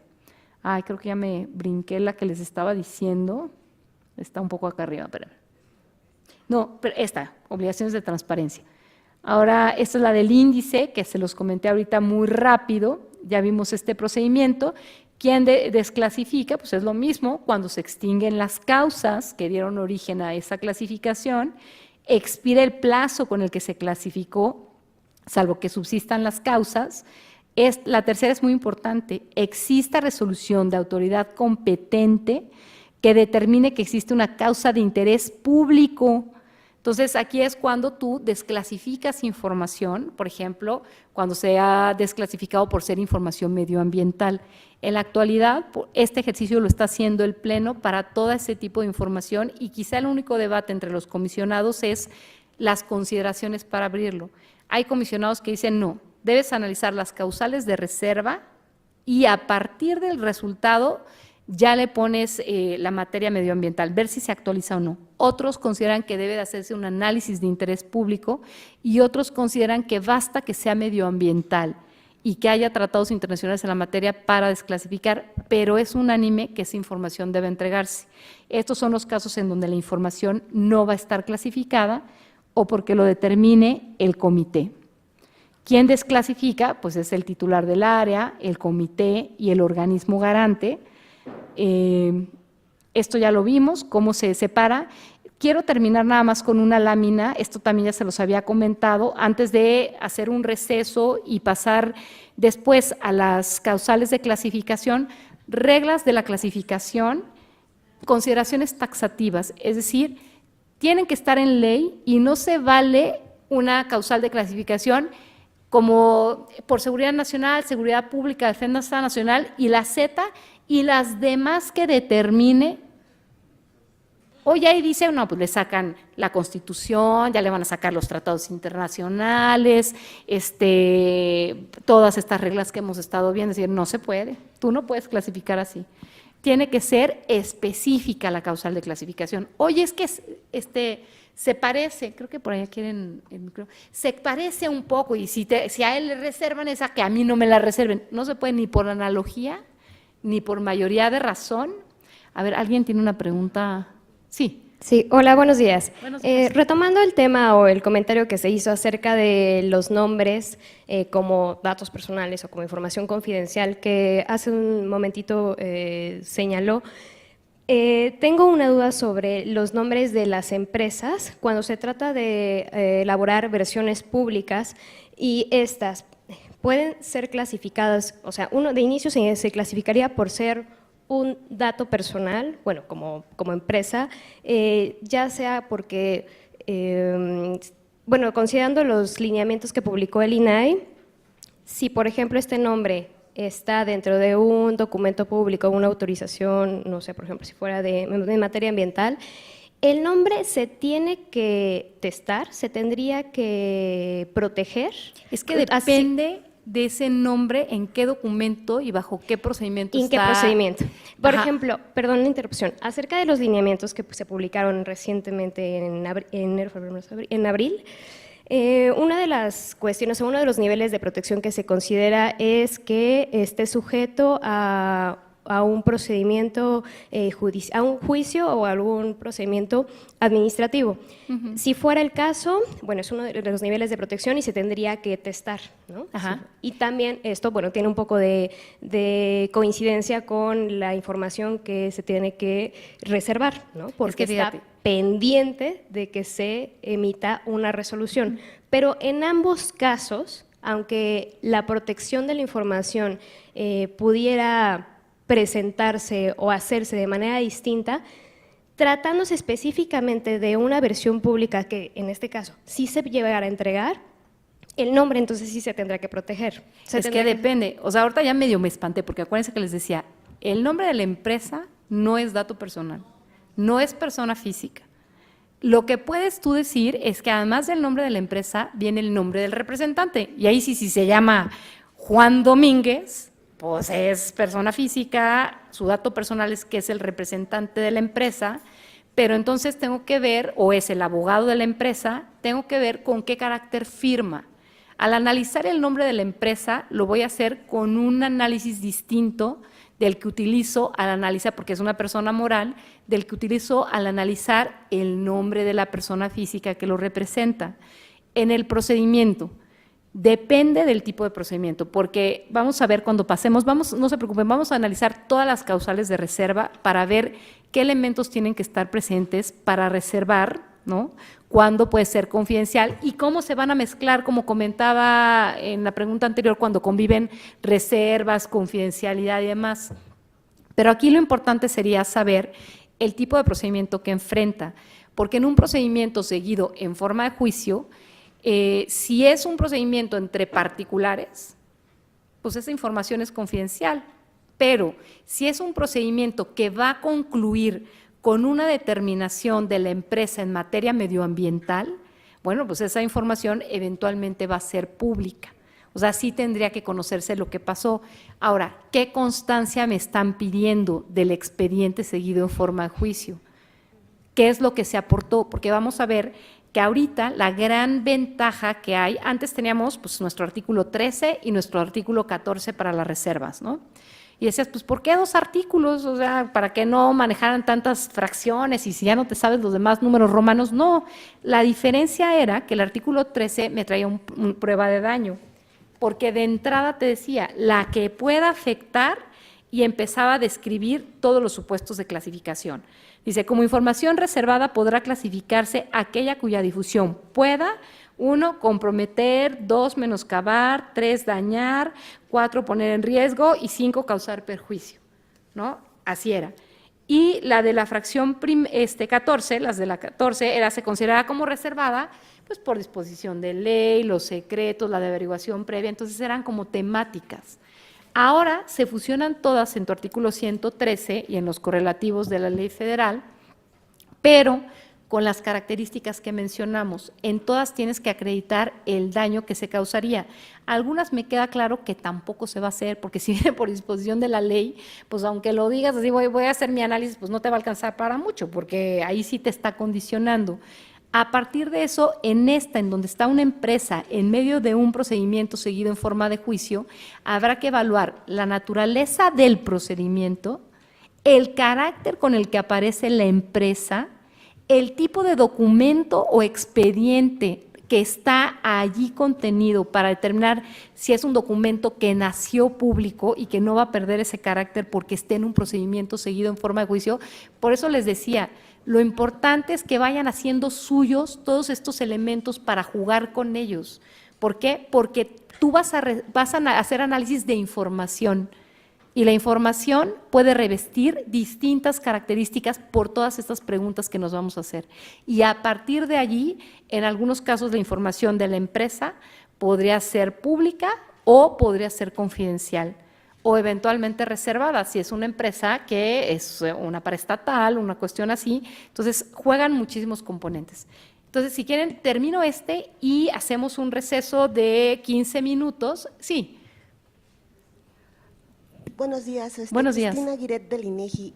Ahorita el comentario que hicieron de que el nombre del representante legal es confidencial, hay una contradicción entonces, porque en los lineamientos y en los formatos para publicar la información del artículo 70 refiere que tenemos que poner ahí el nombre del representante legal en los contratos y demás, entonces ya no sería Ay, confidencial. perdóname, ahorita le decía a Sergio, dice, ay, yo dije que era confidencial. No, lo que quiero decir es que el nombre del representante legal es público. A la diferencia que me quería referir sobre todo era al tema de dato personal o información de una empresa que podría ser eventualmente confidencial, pero que no sea dato personal. El nombre de la empresa no sería dato personal, el nombre del particular podría ser dato personal y será o no confidencial dependiendo del carácter con el que firma en un documento, es decir, si lo hace como representante legal y además está en una operación con el Estado, pues sí se tiene que dar a conocer, porque eventualmente puede ser un representante legal que está haciendo una actuación que no es en el ámbito público, pero que por alguna razón la tiene un sujeto obligado y tendrás que ver no solo que es el representante legal, sino en medio de qué procedimiento está firmando. Por ejemplo, no sé si recuerdan ustedes un análisis que hubo sobre la naturaleza de la firma de un servidor público. ¿Es pública o no la firma de Rosa María Bárcena? Depende de dónde esté y con qué carácter, ¿no? Porque, bueno, pero es que servidora, todos sabemos que es servidora, queremos saber qué firmó, sí, pero depende en dónde firmé. O sea, porque si yo no soy una persona que atiendo en ventanillas, si yo no llevo procedimientos, si no lo hice en ejercicio de una actuación,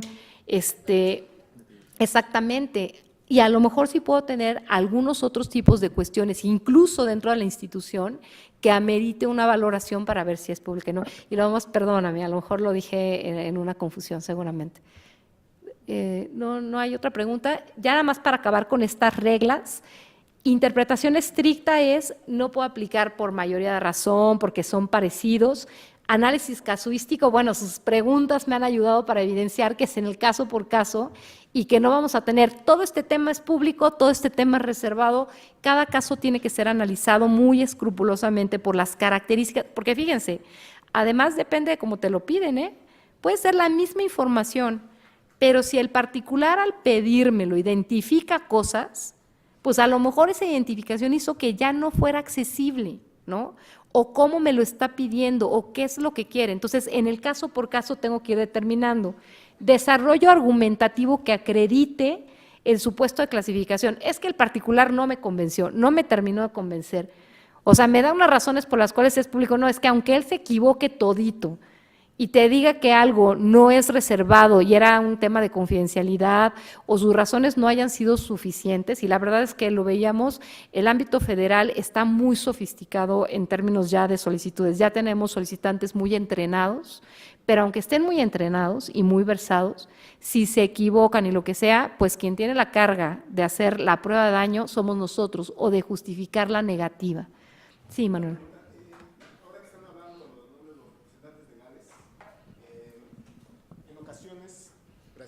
En ocasiones hay nombres también en los documentos de los acreditados. Entonces, del análisis, yo diría, esto no debe ser público, lo testaría. Pero sin embargo, en otros lugares, en la propia página a lo mejor de la empresa o en otras páginas no oficiales están los nombres. Y ahí aparece fulanito de tal, es representante de Telmex. ¿Es público?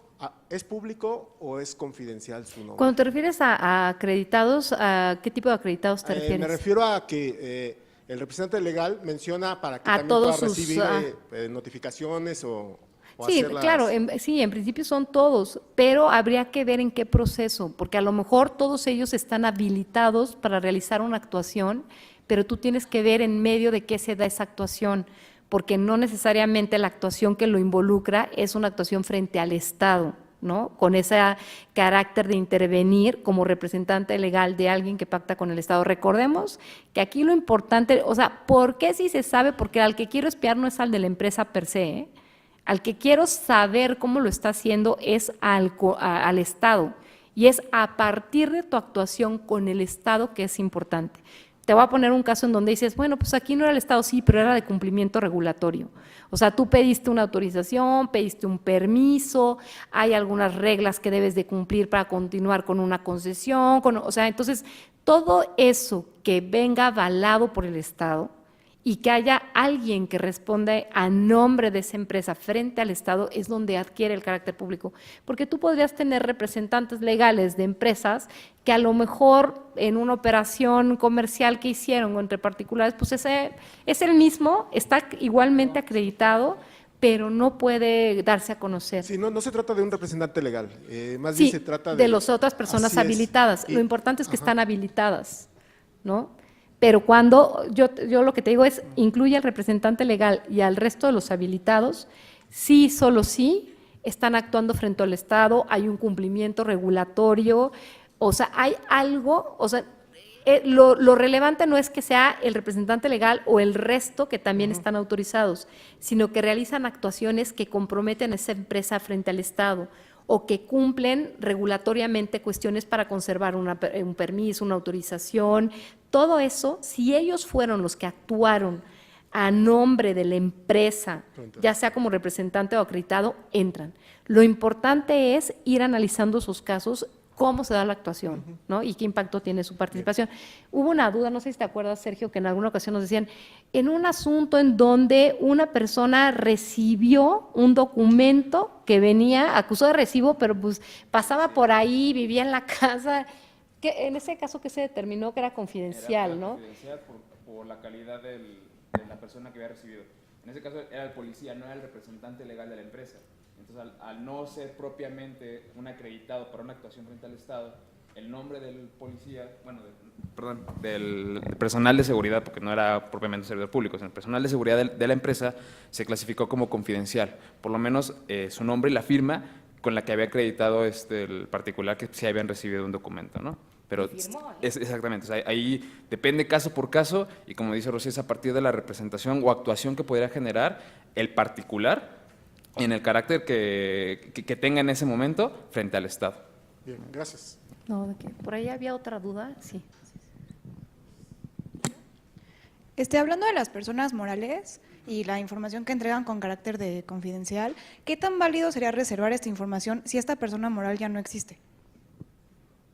Es que ya no existe la persona, O sea, si o fue sea, digamos declarada- que fue un procedimiento que se siguió hace algún tiempo y desapareció Esa persona moral, ajá. Ajá. Es que, o sea, no existe el daño, pero también hay que ver por qué la tienen, o sea, con qué carácter la detenta el Estado, porque tú imagínate que bajo esa argumentación sería que toda la información de los particulares, pues en realidad, pues no tiene ningún impacto, aunque o sea, sé que es una empresa, la empresa deja de existir, pero ¿por qué tendría que conocerse que existía una empresa y dejó de existir? Al final del día también es una información que tiene que ver con la empresa y si esa empresa no tiene un impacto en el quehacer público o se pudo haber transformado, cuestiones así, darla a conocer. Es que aquí lo importante es, en el dato personal, me sigue, no importa las características porque yo soy quien lo detento. En el caso de y por ejemplo, si no estoy identificado, pues no hay daño, que sería el equivalente a no existe la persona moral porque desapareció, pero sí estás revelando un conjunto de información patrimonial de la empresa. Por ejemplo, una empresa que cae en un proceso de quiebra y desaparece, tú dices, bueno, pero es que ya no existe, pero sí das a conocer un historial en términos económicos de una determinada empresa. De pronto se discute en el tema de las licitaciones, oye, la empresa que ganó un concurso frente a las que no ganaron el concurso, una licitación, pues das a conocer el del ganador. Eso se ha ido transformando de alguna manera, porque tú decías, oye, el que no ganó, pues ahora sí que pena ajena, ¿no? ¿Cuál es la imagen reputacional? Porque entre que tu propuesta era mejor, pero no la quisieron pagar o lo que fuera, pues al final del día no ganaste y enfrentas competencia en el mercado. Y darse cuenta que muchas veces concursas y no ganas, pues, es un dato. Pero ¿qué ocurre? Que de pronto también se publique información dentro de los propios procedimientos licitatorios que aparecen en la página y si esas empresas se rentan así y concursan así, pues se tiene que dar a conocer. Pero esa es un poco la lógica equiparable de aquellos que concursan y no ganan. Entonces, oye, no se vio beneficiado, incluso a nivel personal, servidores públicos para postularse a un cargo, ¿no? Concursos de oposición, no gané, ¿no? Y soy servidor público, se ha protegido el nombre de los que no ganaron y se da el nombre del que ganó. Y únicamente se ha llegado a abrir información relacionada cuando esa información es necesaria para dar cuenta de algo. Por ejemplo, condonaciones. ¿Por qué se abrió el tema de las condonaciones fiscales? Tú lo que necesitabas saber era el criterio que utilizaba el SAT para otorgarlas y quedaba claro con una versión pública de un documento, pero el tema es que uno de los requisitos es que estuvieras en estado de insolvencia. Los montos eran importantes. Para saber si estabas en estado de insolvencia, sí hacía diferencia saber si te apellidabas Azcárraga o no en la relación. Es decir, hay ocasiones en que el nombre de la empresa o de una persona hace diferencia para la rendición de cuentas. Entonces, por eso les digo, dependerá. Y aquí a lo mejor ya no existe, pero no es como el dato personal.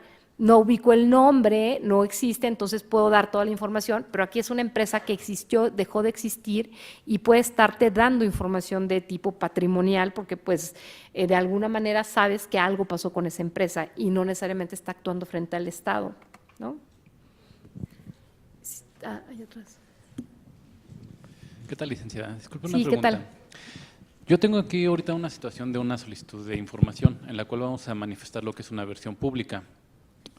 Para esto, mi titular, que es un servidor público, soy de la División de Inteligencia de la Policía Federal. No, esa persona es una persona pública, la buscamos en internet, aparece como titular de la División de Inteligencia, todo. Él firma documentos. ¿Tenemos que testar su nombre? Tu pregunta es buenísima, pero ya no me están dejando sin materia para el siguiente. Es que es el problema, que ya están tan avanzados. Por eso les advertí que iba a empezar como en el antes de Cristo poniendo las reglas. Pero sí, a ver, lo vamos a ver también en la exposición. Sobre todo, eso está relacionado, lo que estás planteando, con la fracción primera del artículo 113 actualmente, que habla de la seguridad nacional, pública y privada, y también con el 113, que ya no me acuerdo si quedó como 4 o 5, que es el que pone en riesgo la vida de una persona, ¿no? Entonces, en algunos casos, el nombre de servidores públicos se ha considerado como reservado temporalmente en razón de las actividades que desempeñan. En algún momento vino, por ejemplo, gente del IMSS en Ciudad Juárez, de Ventanilla, a decir: bajen el nombre de mis servidores públicos del portal de obligaciones de transparencia porque vivimos en el municipio más peligroso del mundo. ¿Qué se hizo? Se analizó, oye, pues es que no se puede. Tú eres un área de atención, no eres una instancia de seguridad. ¿Qué vínculo hay entre el riesgo que tú estás corriendo y que se difunda la información? O sea, el origen del problema no es per se la difusión, sino el problema de falta de control en seguridad. Eso, ¿estás de acuerdo que a lo mejor no somos habitantes de Ciudad Juárez, pero el riesgo es latente para todos? Entonces, si tú no acreditas un nexo causal entre la potencial amenaza a tu vida y la difusión de la información, no se va a bajar tu información, y más porque se trata de una obligación de transparencia. ¿Qué pasa específicamente en el tema de seguridad nacional y seguridad pública? Como son servidores públicos que tienen dos vulnerabilidades por las actividades que desempeñan. Una, ponerlos directamente en riesgo como una represalia, una venganza. Generalmente se protegen sobre todo cuando están asociados a operativos específicos, ¿no? Y por la naturaleza de la actividad que desempeñan. Y la otra, en algunos casos, por la información que manejan, también es importante resguardar su nombre. ¿Por qué? Pues porque podrían ser presos o víctimas de la delincuencia organizada y sustraerse información. ¿Qué es lo que ocurre? Si ya está pública la información de cierto servidor, cuando tú te metes al registro de servidores públicos, ¿qué necesitas poner nada más? RFC para buscar o el nombre. A veces vienen y desde la solicitud identifican, quiero el nombre de esta persona que ocupa este puesto. Si esa persona en efecto ocupa ese puesto y es una función sensible para la seguridad nacional, en principio actualizaría la protección a que se refiere la reserva por seguridad nacional o pública o eventualmente por el 14, por la vida, ¿no? Pero si ya está público y localizable y me meto al registro y lo encuentro, o es un alto funcionario que todo el tiempo publica y aparece en el diario oficial, la Procuradora General de la República corre riesgo, ¿no? Los titulares de la Secretaría de la Defensa Nacional, de la Marina, corren riesgo, pero salen por la naturaleza de su cargo todo el día, pues a la prensa, en medios de comunicación, ostentándose con el cargo. Un agente del Ministerio Público corre riesgo, pero el que le quiera hacer algo, adivinen qué, lo tiene enfrente, ¿no? O sea, cuando yo le inicio una averiguación previa, como una primer garantía, tengo enfrente a la gente del Ministerio Público. Entonces, el que no lo quiere mucho, lo conoce muy bien. Lo único que se ha reservado en algunos casos son los nombres de la Fiscalía de la CEIDO, ¿no? Por la naturaleza de las funciones que desempeñan. Pero en principio, si ya es identificable, o sea, no se acredita el daño. En este caso, si ya está público, algo que es público de manera oficial, no puede ser al mismo tiempo reservado, porque dices, ¿cómo pasó el test de la prueba del daño? Si el daño, así como dirán, ya está hecho, lo que tienes que hicieron muchas instancias de seguridad, porque venían aquí muy enojados a decir, es que ustedes no son sensibles a lo que están haciendo, van a ocasionar, no es que lo ocasionaste tú, porque si tú te metes en el registro de servidores públicos, aparece esa persona y aparece el historial. Entonces, quien está identificando clarísimamente eres tú. Claro, necesito el nombre. Si no tengo el nombre, no lo voy a encontrar, más que si es al azar. Pero si el nombre está identificado o viene en boletines de prensa o cuestiones así, no lo puedo proteger. Pero bueno, esa es una solicitud. Habría que ver en qué términos viene y todo. Y, digamos, solo comparto como estas ideas por si les es útil, ¿no? Sí.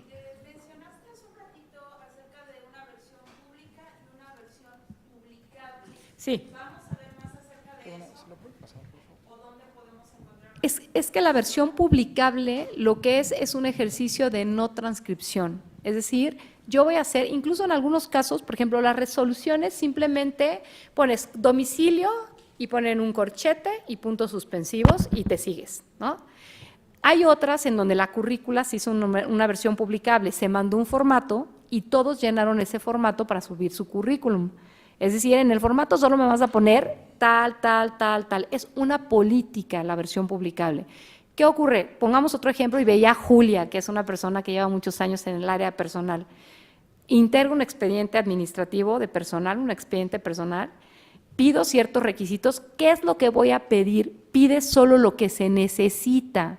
Si puedes además generar formatos, porque toda esa información, desde que nace, eso es transparencia por diseño, sé que es información que me la pueden pedir, ubica cómo la pides. ¿Qué pasa si alguien muy emocionado por el ingreso a la institución te trae desde el diploma de preescolar? No se lo aceptes, porque el día que pidan su expediente personal, o sea, si no es un requisito estar titulado, sí, bueno, salió muy bien en la escuela, pero si no eran, o sea, tienes que testar calificaciones, pedirle autorización. Esta política de la versión publicable es no generes información que no es necesaria para la rendición de cuentas y que te va a meter en una lógica de versiones públicas interminables. Si cumples con una obligación de transparencia publicando lo que te están pidiendo, como te lo están pidiendo, bueno, salvo que sea el contrato, ¿no? O sea, si el contrato dice una versión publicable, no, ese sí lo tienes que subir en versión pública, porque ahí sí constata cómo se hizo la operación. Pero a lo mejor si en el contrato sí verificas que lo que se desarrolle es lo que necesitas, un principio mínimo de información en donde no voy a poner generales que no sean absolutamente necesarios, que son los datos típicos confidenciales. Sí. No, los contratos generalmente, la parte confidencial viene en los anexos o la parte reservada. ¿Por qué? Porque es donde tú empiezas a poner cuestiones de la empresa, cuestión del contratado, en donde vienen desarrolladas sus metodologías y cuestiones así. Lo que hay que hacer es diseño de entrada de cómo genero y publico información, para que no entres al callejón de las patadas y tengas que estar en el comité de transparencia. Sí, es en ese sentido, ¿no? Sí. Un documento, un convenio, por ejemplo, ¿no? ¿Ahí qué haces? ¿Se genera una versión publicable?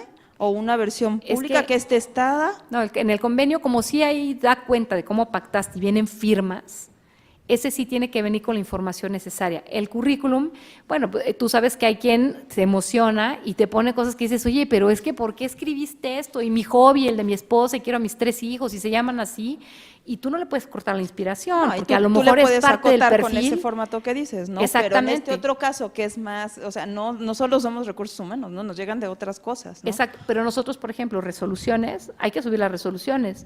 La resolución ocupa el nombre si se está considerando de entrada confidencial. No, el nombre no se pone, pero además tampoco quiere decir que negligentemente te estés deshaciendo del dato. Hay otros documentos que relacionados con ese recurso de revisión y el folio te permitirían saber, si fuera necesario, quién es el recurrente, pero lo que estoy haciendo es una generación de archivos por diseño, para efectos de transparencia. Nace mi resolución así. La de datos personales en posesión de particulares no se puede publicar, pero hacen versiones publicables. Entonces, tienes la que sí, que es el ejemplo del convenio. Ese sí tiene que ser así y además en la versión pública se tiene que subir así por disposición de ley. Pero hay otros casos en donde puedes tener la información para publicar que puede hacer que te pidan menos porque lo que puedan conocer ya está exhibido y no tienes que estar haciendo versiones públicas de otro. O cuando haces tu convenio, pon la información necesaria. Sí, ¿no? tú irlo Cuando tienes acotando de inicio. exactamente, porque de verdad de pronto te dices, ay, es que era prescindible, yo no sé por qué llegué a tener esto, ¿no? Y tengo una pregunta más, pero un poco retrasada.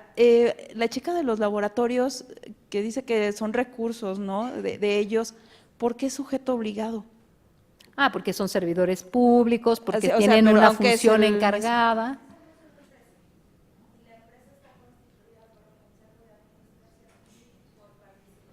El micrófono. Ya. Sí, el micrófono por ahí. Te van a pasar el micrófono si quieres. Ah, aquí viene otro acá. Somos una empresa, está constituida por un consejo y aparte tiene sus, digamos, inversionistas, son el gobierno federal como mayor es donde propietario, digamos. O sea, somos una empresa propiedad estatal. del gobierno. Ajá. Ah, ok. Gracias. Entonces hay recursos públicos. Por ejemplo, ahí es muy importante el caso que ella pone. Hay muchas empresas, por ejemplo, pasaba con Pemex, ¿no?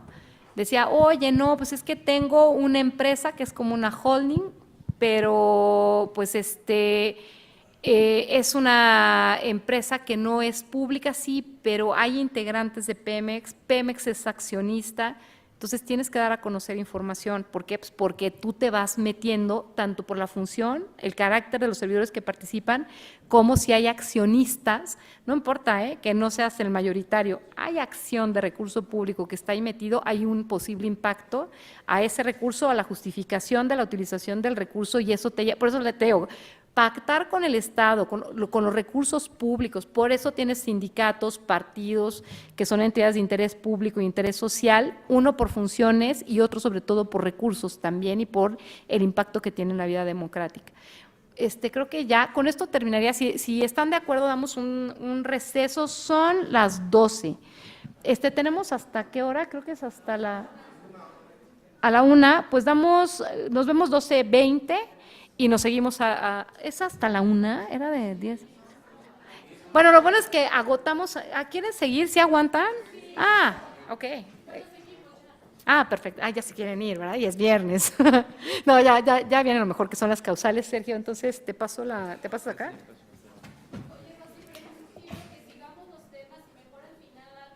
¿Sí? Perfecto, va. Vamos a hacer eso si están de acuerdo, para acabar con todas las causales y lo que viene de clasificación, las preguntas hasta el final y nos seguimos. ¿No?